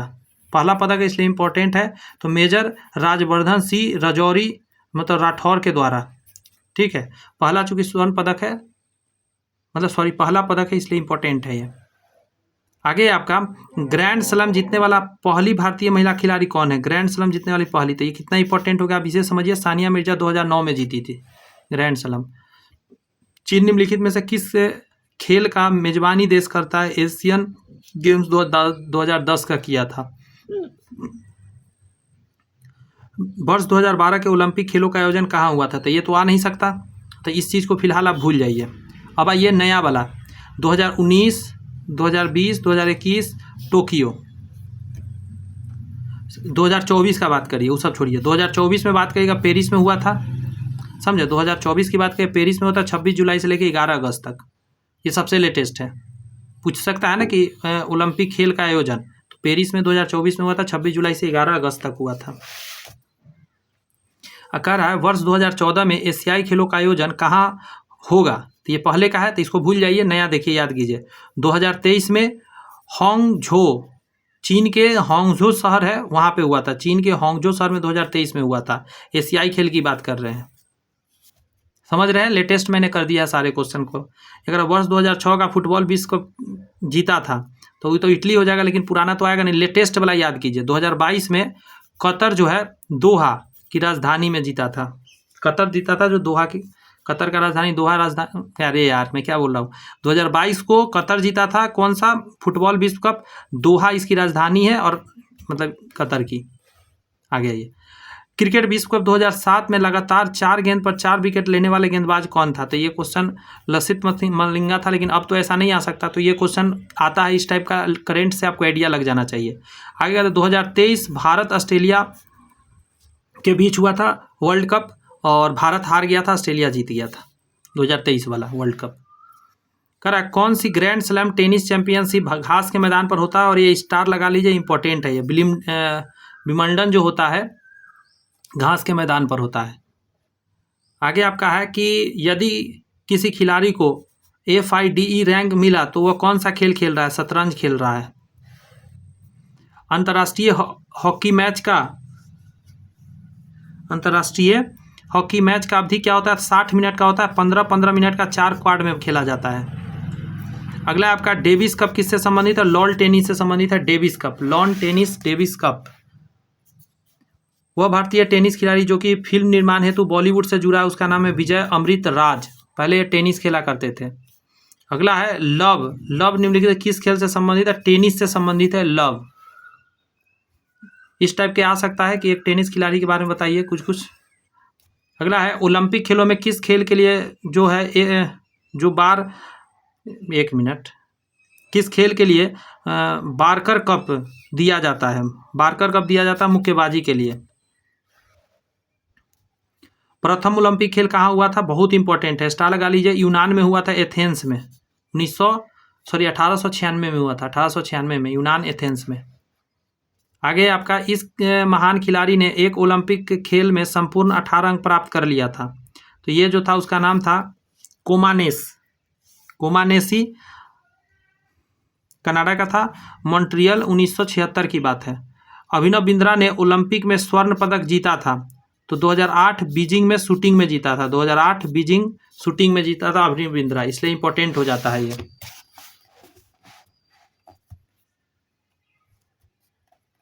यहाँ किस भारतीय द्वारा एक टेस्ट क्रिकेट मैच में सर्वाधिक विकेट का रिकॉर्ड रहा है, तो ये सब चीज़ भूल जाइए। इसके बारे में जो जानना है यहाँ से जानिए। कह रहा है श्रीलंका का चामुंडा बॉस जो है, ये वनडे मैच की अगर बात करेगा तो मैच में वनडे मैच जो होता है उसमें 8 विकेट लिया था। 8 दिसंबर 2001 को जिम्बाब्वे के खिलाफ में लगातार 8 विकेट ले लिया था। यहाँ मैरी कॉम किस खेल से जुड़ी हैं, बताइए मैरी कॉम का तो आप जानते ही होंगे, क्या आंसर दीजिएगा।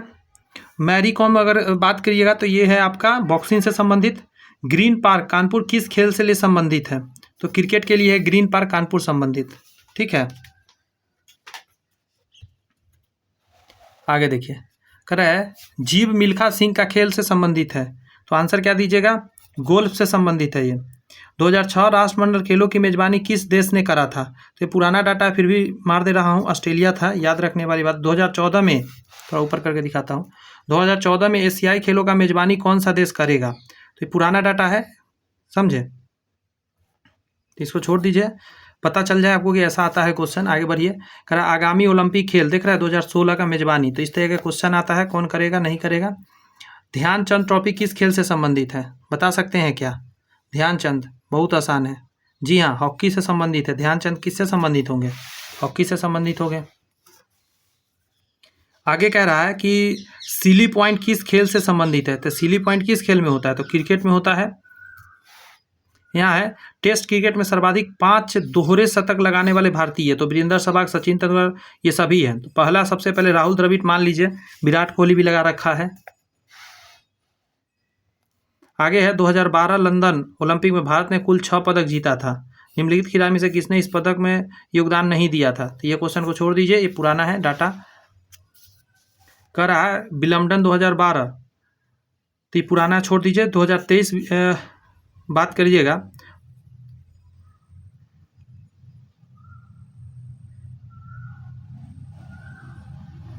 छोड़ दीजिए इस क्वेश्चन को भी। ऐसे लेटेस्ट का 2023 का आई थिंक मैंने नहीं लिखा, भूल गया। वैसे आप देख लीजिएगा लेटेस्ट का। वैसे करंट अफेयर्स में कराने वाला वहाँ मैं करा दूंगा। क्वेश्चन आप देख लीजिए किस किस टाइप का है, सब तो करंट अफेयर्स का था। अगस्त 2012 में किस भारतीय खिलाड़ी ने अंतर्राष्ट्रीय टेस्ट क्रिकेट से संन्यास लिया। तो देख रहे हैं इस टाइप का क्वेश्चन आता है। आगे अगर देखा जाए तो क्या कह रहा है, ये तो संन्यास वाला, आज लेटेस्ट वाला जो संन्यास वाला होता है ना, वो इम्पोर्टेंट होता है। अगला है कि क्रिकेट की दुनिया में किसे द वॉल कहते थे। राहुल द्रविड़ को कहते हैं। ये आउट ही नहीं होते थे ना, इसीलिए कि राहुल द्रविड़ इतना, सॉरी और भी इधर क्वेश्चन था। यहाँ देखिए क्वेश्चन है, कह रहा है साइना नेहवाल किस खेल से जुड़ी है। तो ये है बैडमिंटन से जुड़ी हुई। पीवी सिंधु भी बैडमिंटन से जुड़ी है। 1983 में प्रूडेंशियल विश्व कप जीतने के लिए भारतीय क्रिकेट टीम द्वारा पराजित वेस्टइंडीज जो था, उसका कप्तान कौन था। तो उसका क्लाइव लॉयड था। और भारत की तरफ से कौन था, कपिल देव थे। अंतर्राष्ट्रीय ओलंपिक समिति का कार्यालय स्थित है, तो लाउसाने में है, लाउसाने में। अगला है पुलेला गोपीचंद बैडमिंटन से संबंधित है, पुलेला गोपीचंद। ये देखिए इस टाइप का भी क्वेश्चन पूछता है कि 2011 में किस भारतीय क्रिकेटर ने खिलाड़ी ने खेल के एक दिवसीय प्रारूप से संन्यास लिया था। कोई लेटेस्ट में अगर कोई संन्यास लेता है ना, तो इम्पोर्टेंट होता है। कह रहा है मेजर ध्यानचंद खेल रत्न पुरस्कार, मेजर ध्यानचंद खेल रत्न पुरस्कार का कह रहा है,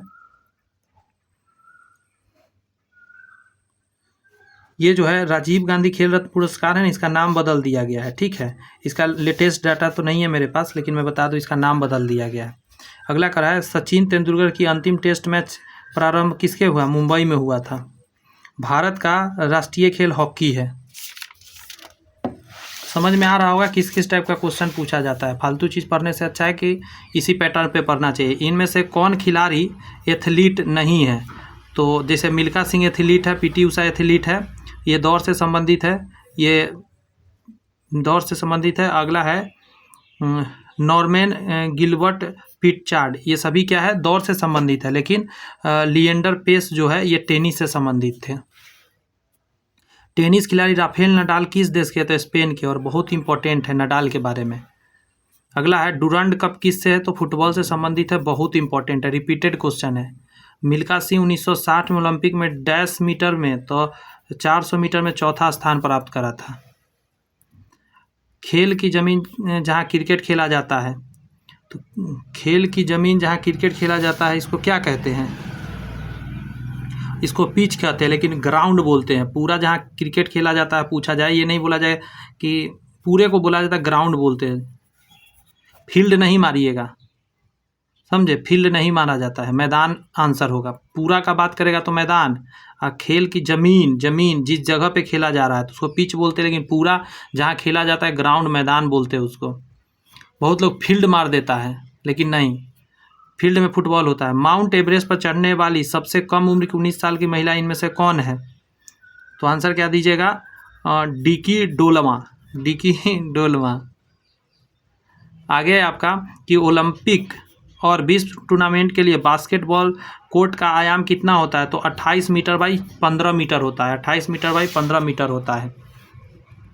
राष्ट्रीय खेल दिवस 29 अगस्त को मनाया जाता है, ध्यानचंद का जन्म तिथि को, 29 अगस्त को राष्ट्रीय खेल दिवस।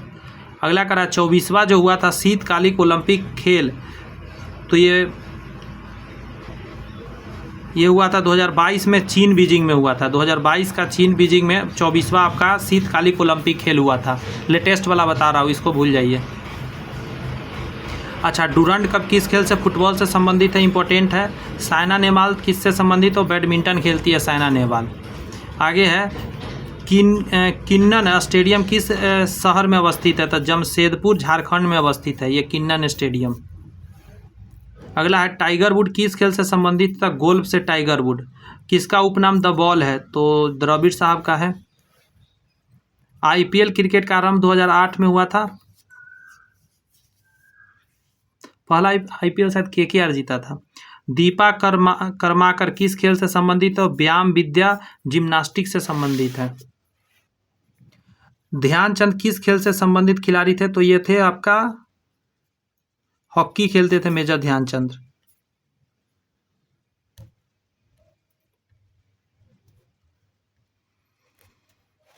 यहाँ देखिएगा लिखा हुआ है ट्राई ब्रेक शब्द किस खेल से संबंधित है? तो एक से ज़्यादा खेल में इसको बोला जाता है। टेनिस, फुटबॉल, हॉकी, इन सभी में ट्राई ब्रेक करके एक शब्द होता है यूज, याद रहेगा।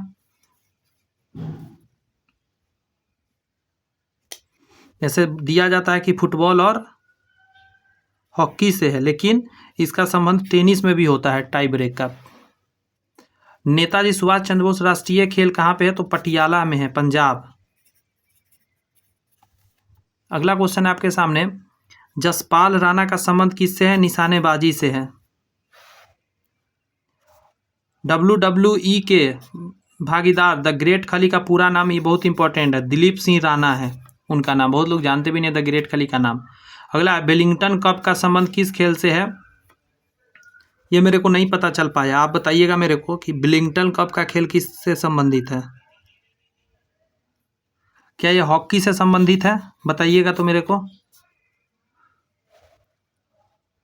अरे संतोष ट्रॉफी फुटबॉल से संबंधित है, इंपॉर्टेंट है, याद रखिएगा। मेरी कॉम बॉक्सिंग करती थी, मतलब बॉक्सर थी। करा पाकिस्तान क्रिकेट टीम के कोच, हटाइए इसको। भारत का राष्ट्रीय खेल हॉकी है। लॉर्ड्स क्रिकेट ग्राउंड कहाँ स्थित है? इंग्लैंड में है। लॉर्ड्स क्रिकेट ग्राउंड इंग्लैंड में है। रणजी ट्रॉफी क्रिकेट से संबंधित है। माउंट एवरेस्ट पर चढ़ने वाली प्रथम दूसरी भारतीय महिला कौन थी? तो संतोष यादव पहला थी, बछेंद्री पॉल 1 नंबर में, दूसरा संतोष यादव चढ़ी थी। जहांगीर खान किस खेल से संबंधित है? स्क्वैश से संबंधित है जहांगीर खान। निम्नलिखित में किस देश में बुजकशी एक राष्ट्रीय खेल है? तो अफगानिस्तान का बुजकशी एक राष्ट्रीय खेल है। क्रिस्टियानो रोनाल्डो फुटबॉल से संबंधित है। उस सामान बेचने वाले आ रहे हैं, मैं बता दूं, हंसीएगा नहीं। मशीन बनवा लो, कोल्ड ड्रिंक्स मशीन बनवा लो। क्रिकेट का बल्ला किस खिलाड़ी मतलब किस लकड़ी से बनता है? तो बीलो नाम के पेड़ के लकड़ी से बनता है। कैसा? बीलो, थोड़ा याद रखिएगा। दीपा कर्माकर किस खेल से संबंधित है? तो व्यायाम जिम्नास्टिक से संबंधित है। ये देख लीजिए, ये क्वेश्चन लेटेस्ट नहीं है मेरे पास अवेलेबल, लेकिन इस टाइप का क्वेश्चन आता है कि राष्ट्रीय खेल दिवस के मौके पर खिलाड़ियों को पुरस्कृत किया गया, निम्नलिखित में से किनको 2019 में अर्जुन पुरस्कार दिया गया था? ऐसा अर्जुन पुरस्कार वगैरह याद रखना है। 2024 के ओलंपिक खेलों की मेजबानी निम्नलिखित में से किस देश द्वारा किया जाएगा? तो ये तो 24 का है तो फ्रांस किया था, ये भूल जाइए, नहीं भूलिए नहीं, ये भी इंपॉर्टेंट है। 2028 का याद रखिए, लॉस एंजलिस यूएसए करेगा, और 2032 वाला ब्रिस्बेन ऑस्ट्रेलिया करेगा। ब्रिस्बेन ऑस्ट्रेलिया में 2032 वाला, 2028 वाला लॉस एंजलिस में होने वाला है। निम्नलिखित खिलाड़ी व संबंधित खेलों के युग में कौन सा सुमेलित नहीं है? ये कैसा क्वेश्चन है? ये व्यक्ति से रिलेटेड क्वेश्चन भी मैं पहले भी बताया हूँ कि आते रहता है। सुमेलित नहीं है, पहला तो एक सेकंड दिए, पहला सही है, एलील मेर्टेंस जो है टेनिस से, ये सही है, ये गड़बड़ है। अर्जुन आज़ाद क्रिकेट से, ये सही है, ये गड़बड़ है। ये क्या कर रहा है, क्यों इतना सीटी बजा रहे हो भाई? मेरा क्लास अब ख़त्म होने वाला है, बाद में बजाना सीटी, छुट्टी नहीं हो जाएगा बच्चा लोग का। अर्जुन पुरस्कार विजेता एस भास्करन निम्नलिखित में से किस खेल से संबंधित है? बॉडी बिल्डिंग से है, समझे। एस भास्करन तो है, बॉडी बिल्डिंग से संबंधित है। अगला, ऑस्ट्रेलिया ओपन में नोकाब जोकोविक पुरुष एकल के विजेता बने। नोकाब निम्नलिखित किस देश से है? तो सर्बिया से। सीधा पूछना है, नोकाब कहाँ के है? सर्बिया के। ओलंपिक शीतकालीन गेम्स 2024 का शुभंकर क्या होगा? तो मेरे पास अवेलेबल नहीं है, इस टाइप का पूछा जाता है शुभंकर। यहाँ का रहा है, निम्नलिखित में से कौन सा भारत के राष्ट्रीय खेल दिवस के बारे में कथन सही है या गलत है? इस टाइप का बताना है। कथन सही है पूछ रहा है। पहला कह रहा है कि राष्ट्रीय खेल दिवस भारतवर्ष में 29 अगस्त को मनाया जाता है, ये सही है। यह मेजर ध्यानचंद के सम्मान में मनाया जाता है, ये भी सही है। भारत के राष्ट्रपति इन दिन प्रतिभावान खिलाड़ी को सम्मान करते, ये भी सही है। ये गड़बड़ है, तीनों सही था, पहला, दूसरा, तीसरा। नीरज चोपड़ा भाला फेंकते हैं। 2020 में ओलंपिक खेलों की मेजबानी करेगा, तो 2000 जापान किया था 2020 में, 2024 पेरिस और 2028 में लॉस एंजिलस। थोड़ा देर बस क्लास बचा है, आराम से देख लीजिए किस किस टाइप का क्वेश्चन आता है। 2020 ओलंपिक के लिए चैटनी रोबोट्स किस देश के अनायरित किया है?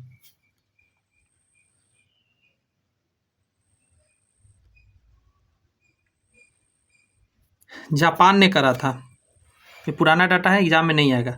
निम्नलिखित देशों में से कौन 2024 के लिए ओलंपिक खेलों की मेजबानी करेगा? 2024 तो मैंने बताया फ्रांस, 2028 वाला यूएसए लॉस एंजिलस में होने वाला है। अगला है आपका, निम्नलिखित देशों में से किसने सुल्तान अफजल शाह कॉफी टूर्नामेंट 2024 जीता? इसको मैंने लेटेस्ट बना दिया है, तो जापान आंसर होगा, लेटेस्ट में जापान जीता है। देखिए अक्टूबर 2020 में जॉन आर डे देहांत हो गया, वे किससे संबंधित थे? तो ऐसा लेटेस्ट में कोई व्यक्ति मरता है तो भी क्वेश्चन आ जाता है। माइंड स्पोर्ट्स ओलंपियाड में मानसिक गणना वर्ल्ड चैंपियनशिप 2025 में भारत के लिए स्वर्ण पदक जीता कौन? तो भारत टोटल 4 स्वर्ण पदक जीता है, भारत का लोग, ठीक है। इसका डाटा मेरे पास नहीं है कौन कौन जीता है, लेकिन 4 जीता है। 2025 F1 स्टाइरिंग ग्रांड प्रिक्स रेस जीता गया, तो ये मैक्सवेंस टैपिवेन करके ऐसा नाम है, आप इसका डिटेल निकालिएगा, मेरे को नहीं मिल पाया। आगे आपका कि निम्नलिखित में से किसने 2015 का games of athlete of the year title जीता? इसका हो जाना चाहिए, हमको लगता है किम जियांग होंग ने जीता था, किम जियांग होंग करके जीतेगे, ये कोरिया गणराज्य का था। इसका आंसर होगा 2015 का, सॉरी 2025 का लेटेस्ट वाला। यहाँ देखिए कह रहा है इंडिया प्रीमियर लीग 2024 का बात करिएगा तो केकेआर जीता, समझे, और सनराइजर्स हैदराबाद हार गया था, कोलकाता नाइट राइडर्स जीत गया था। चेन्नई सुपर किंग 5 बार अभी तक जीत रखा है, मुंबई इंडियंस 5 बार अभी तक टाइटल जीत रखा है। बजरंग पुनिया निम्नलिखित में से किस खेल से संबंधित है? कुश्ती से संबंधित है। दीपा मलिक का बात करिएगा, गोला फेंक से संबंधित है, खेल से संबंधित। दिलीप ट्रॉफी की बात करिए, क्रिकेट में दिया जाता है। संतोष ट्रॉफी फुटबॉल में। आदित्य मेहता के लिए किस खेल में राष्ट्रीय प्रतियोगिता जीती है? तो स्नूकर में आदित्य मेहता जीती है। पंकज आडवाणी यह बिलियर्ड्स या स्नूकर से संबंधित है, दोनों गेम खेलते हैं। टोक्यो ओलंपिक 2020 में भारत ने 7 पदक जीता था, 2024 पेरिस में और 2028 लॉस एंजिलस में। स्वेथलिंग कप किस खेल से संबंधित है? टेबल टेनिस से संबंधित है। अगला है स्टार खिलाड़ी कोबे ब्रायंट हेलीकॉप्टर दुर्घटना में मारे गए, यह कौन खेल से संबंधित है? बास्केटबॉल से संबंधित थे। यह कर रहा है तीसरा खेलो इंडिया यूथ गेम्स 2020 तो गुवाहाटी असम में हुआ था, उसके बाद का याद कीजिए। 2021 वाला पंचकुला हरियाणा में हुआ था, 2022 वाला भोपाल एमपी में हुआ था, 2023 वाला चेन्नई तमिलनाडु में, 2024 वाला तमिलनाडु में आई थिंक, और 2025 वाला भी बिहार में शायद चल रहा है। राजीव गांधी खेल रत्न अवार्ड 2023 जो है सबसे लेटेस्ट वाला है, कितने महिला को मिला? तो 2 को मिला है। इंडियन प्रीमियर लीग IPL में खिताब जीतने 2024 का कितने केकेआर जीता था और सनराइजर्स हैदराबाद हार गया था। बजरंग पुनिया कुश्ती से संबंधित है। दीपा मलिक खेल से संबंधित है, और दीपा मलिक क्या चीज़ से है? और गोल्फ खेलती हैं, सॉरी गोला फेंक, माफ़ी चाहते हैं, गोला फेंक हो जाएगा इसका। दिलीप ट्रॉफी का बात करिएगा तो क्रिकेट से संबंधित है। आदित्य मेहता की बात करिएगा स्नूकर खेलते हैं। पंकज अडवाणी क्या बिलियर्ड्स या स्नूकर खेलते हैं। अगला आपका किस राज्य की टीम ने 2024-25 में विजय हजारे ट्रॉफी का खिताब जीता? तो कर्नाटक जीता था विजय हजारे ट्रॉफी। भारत के निहाल सरीन का संबंध किस खेल से है? तो शतरंज से है निहाल सरीन का संबंध। विश्व के सबसे बड़े क्रिकेट स्टेडियम मोटेरा का नाम बदल के नरेंद्र मोदी स्टेडियम कर दिया गया, विश्व का सबसे बड़ा है। निम्नलिखित में से किस देश ने फीफा अंडर 2017 महिला कप जीता? तो ये पुराना डाटा है, 2024 में स्पेन जीता था। 2024 में कौन? स्पेन। ये छोड़ दीजिए क्योंकि ये पुराना डाटा है। यहाँ का रहा ओलंपिक ज्वाला किसका प्रतीक है, तो प्राचीन और आधुनिक खेलों के निरंतरता को प्रतीक करता है। ओलंपिक में ज्वाला जलते रहता है। सो यहाँ कह रहा है बास्केटबॉल के मैदान को क्या कहते हैं, तो इसको बोलते हैं हम लोग कोर्ट। एरिना बोलते हैं मुक्केबाजी के मैदान को। फुटबॉल के मैदान को पिच बोला जाता है। क्या बोलते हैं, फुटबॉल के मैदान को पिच बोलते हैं। क्रिकेट के मैदान को ग्राउंड बोलते हैं। और फील्ड बोलते हैं हॉकी का। फील्ड हॉकी का, क्रिकेट का ग्राउंड बोला जाता है। कोर्स गोल्फ का होता है। एरिना मुक्केबाजी का होता है। फुटबॉल का पिच होता है। कोर्ट होता है आपका बास्केटबॉल का। ये सभी मैंने यहाँ लिख दिया है, याद रखिएगा। टोक्यो ओलंपिक में सुमित सगल ने डैश में मतलब प्रतिनिधित्व किया, तो टेनिस के लिए। IPL 2023 की विजेता टीम, तो विजेता रहा चेन्नई सुपर किंग और गुजरात टाइटंस को हरा दिया था। IPL 2023 में रॉयल चैलेंजर्स बेंगलोर के कैप्टन कौन थे, मेरे को पता नहीं है। आप देख लीजिएगा, ऐसा डाटा नया वाला आ सकता है एग्जाम में। इनमें से किसने कहा भारतीय न्यायपालिका विलासी मुक्केबाजी से ग्रसित है, तो NV रमना आंसर हो जाएगा। आगे है कृति राज सिंह किस खेल से संबंधित है, तो भारोत्तोलन से संबंधित है। यहाँ पे लास्ट होता है आज का सेशन। 1 घंटा 50 मिनट मुझे लगा, और जितने क्वेश्चंस मैंने कराया है शायद ही 1 घंटा 50 मिनट में कहीं देखने को मिलेगा। बहुत सारा क्वेश्चन, आपने हज़ारों क्वेश्चन अभी कर लिया एक तरह से देखा जाए। मिलते हैं नेक्स्ट क्लास में। चैनल सब्सक्राइब करके बेल आइकन जरूर प्रेस करिए, क्योंकि पुरस्कार एवं सम्मान लेकर आऊँगा। और उसके बाद विज्ञान एवं प्रौद्योगिकी आएगा अगला क्लास में। जो भी लेटेस्ट वाला रहेगा मैं इसको लिख के लाऊंगा इसी में, जैसे अभी लाया हूँ। फिर आविष्कार एवं आविष्कारक रहेगा, 3 ये हो गया। कंप्यूटर रहेगा, मतलब 4 चैप्टर टोटल रहेगा फिर अगली क्लास में, समझे। फिर से एक बार बता दूं मैं छोटा करके स्क्रीन। कंप्यूटर तथा सूचना प्रौद्योगिकी 12 नंबर का रहेगा चैप्टर। इसमें 79 क्वेश्चन है, और मैं लेटेस्ट कर दूंगा सारे क्वेश्चन को। उसके बाद अगर बात करें तो ये रहेगा 13 नंबर आविष्कार एवं आविष्कारक, जो भी लेटेस्ट होगा क्वेश्चन। इसमें 56 क्वेश्चन है, और इसका PDF मैं सारा बना के देता हूँ इसका सोल्यूशन के साथ। 14 नंबर लेसन में है विज्ञान तथा प्रौद्योगिकी, ये भी कर देंगे। और एक चैप्टर ये रहेगा पुरस्कार एवं सम्मान। 4-5 चैप्टर जो भी है इसको कंप्लीट कर लेंगे, ताकि जीव विज्ञान कर सके उसके बाद। तो एक क्लास इसका और आ जाएगा। चलिए मिलते हैं। कैसा लगा मुझे ज़रूर कमेंट्स में बताएंगे, कुछ दोस्त मित्र में ज़रूर शेयर करिएगा। लास्ट में जाते समय आपको एक मुझे इन्फॉर्मेशन देना था, क्या मेरे पास अवेलेबल है, रुक जाइए तो 1 सेकेंड, शायद है।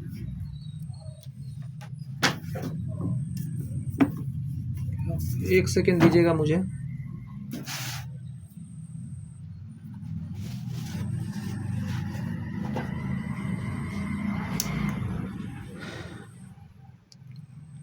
देखिए, कहा भी जाता है कि सही कंटेंट अगर आपको मिलेगा तो आप विश्वास करिए लाइफ में बहुत कुछ हासिल किया जा सकता है। कंटेंट में दम होनी चाहिए। मैं कोशिश करता हूँ आप लोग के लिए वो चीज़ लेकर आऊँ जो आपका समय बर्बाद ना करे, टू दी पॉइंट बातें हो, ज़्यादा से ज़्यादा चीज़ मैं आपके पास रख सकूँ।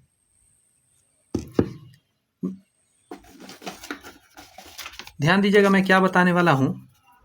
आप क्या कर सकते हैं, टेक्स्ट बुक ऐप को ना आप डाउनलोड कर सकते हैं, ठीक है। प्ले स्टोर से जाकर आप डाउनलोड कर लीजिएगा, और एक कूपन कोड लगा लीजिएगा। बात समझ में आया। कूपन कोड यदि आप लगाइएगा, मैं बता रहा हूँ 904 NBT, तो आपको ना इस पर अच्छा खासा डिस्काउंट मिल जाएगा। आप क्या कर सकते हैं, टेस्ट प्रैक्टिस कर सकते हैं। अगर आप टेस्ट प्रैक्टिस करेंगे ना तो बहुत बढ़िया रहेगा। इसके लिए मैं इसलिए रिकमेंड कर रहा हूँ क्योंकि ये सब जो बुक्स वगैरह होती है, इस समय टेस्ट वगैरह देना अच्छी बात है, लेकिन गलतियाँ भी रहता है। तो आपको एग्जैक्ट फिगर नहीं समझ में आता है कि कितना मार्क्स आप जा रहे हैं लेकर। वहाँ पे बहुत सारे बच्चों के बीच आपको पता चल जाता है कि आप किस लेवल पे है। तो टेक्स्ट बुक पर जाके आप क्या कर सकते हैं, कूपन कोड लगा लीजिएगा 904 NBT, और आपको डिस्काउंट अच्छा खासा मिल जाएगा, क्योंकि स्टूडेंट लाइफ में 1-1 रुपया मायने रखता है। इस पर 15-20% आपको डिस्काउंट मिल जाएगा। 500-700 रुपया का बात है, आपके लिए बहुत बेनिफिट रहेगा। साल, 1.5 साल, 2 साल तक आप आराम से आप इसको यूज कर सकते हैं। Bye bye, thank you.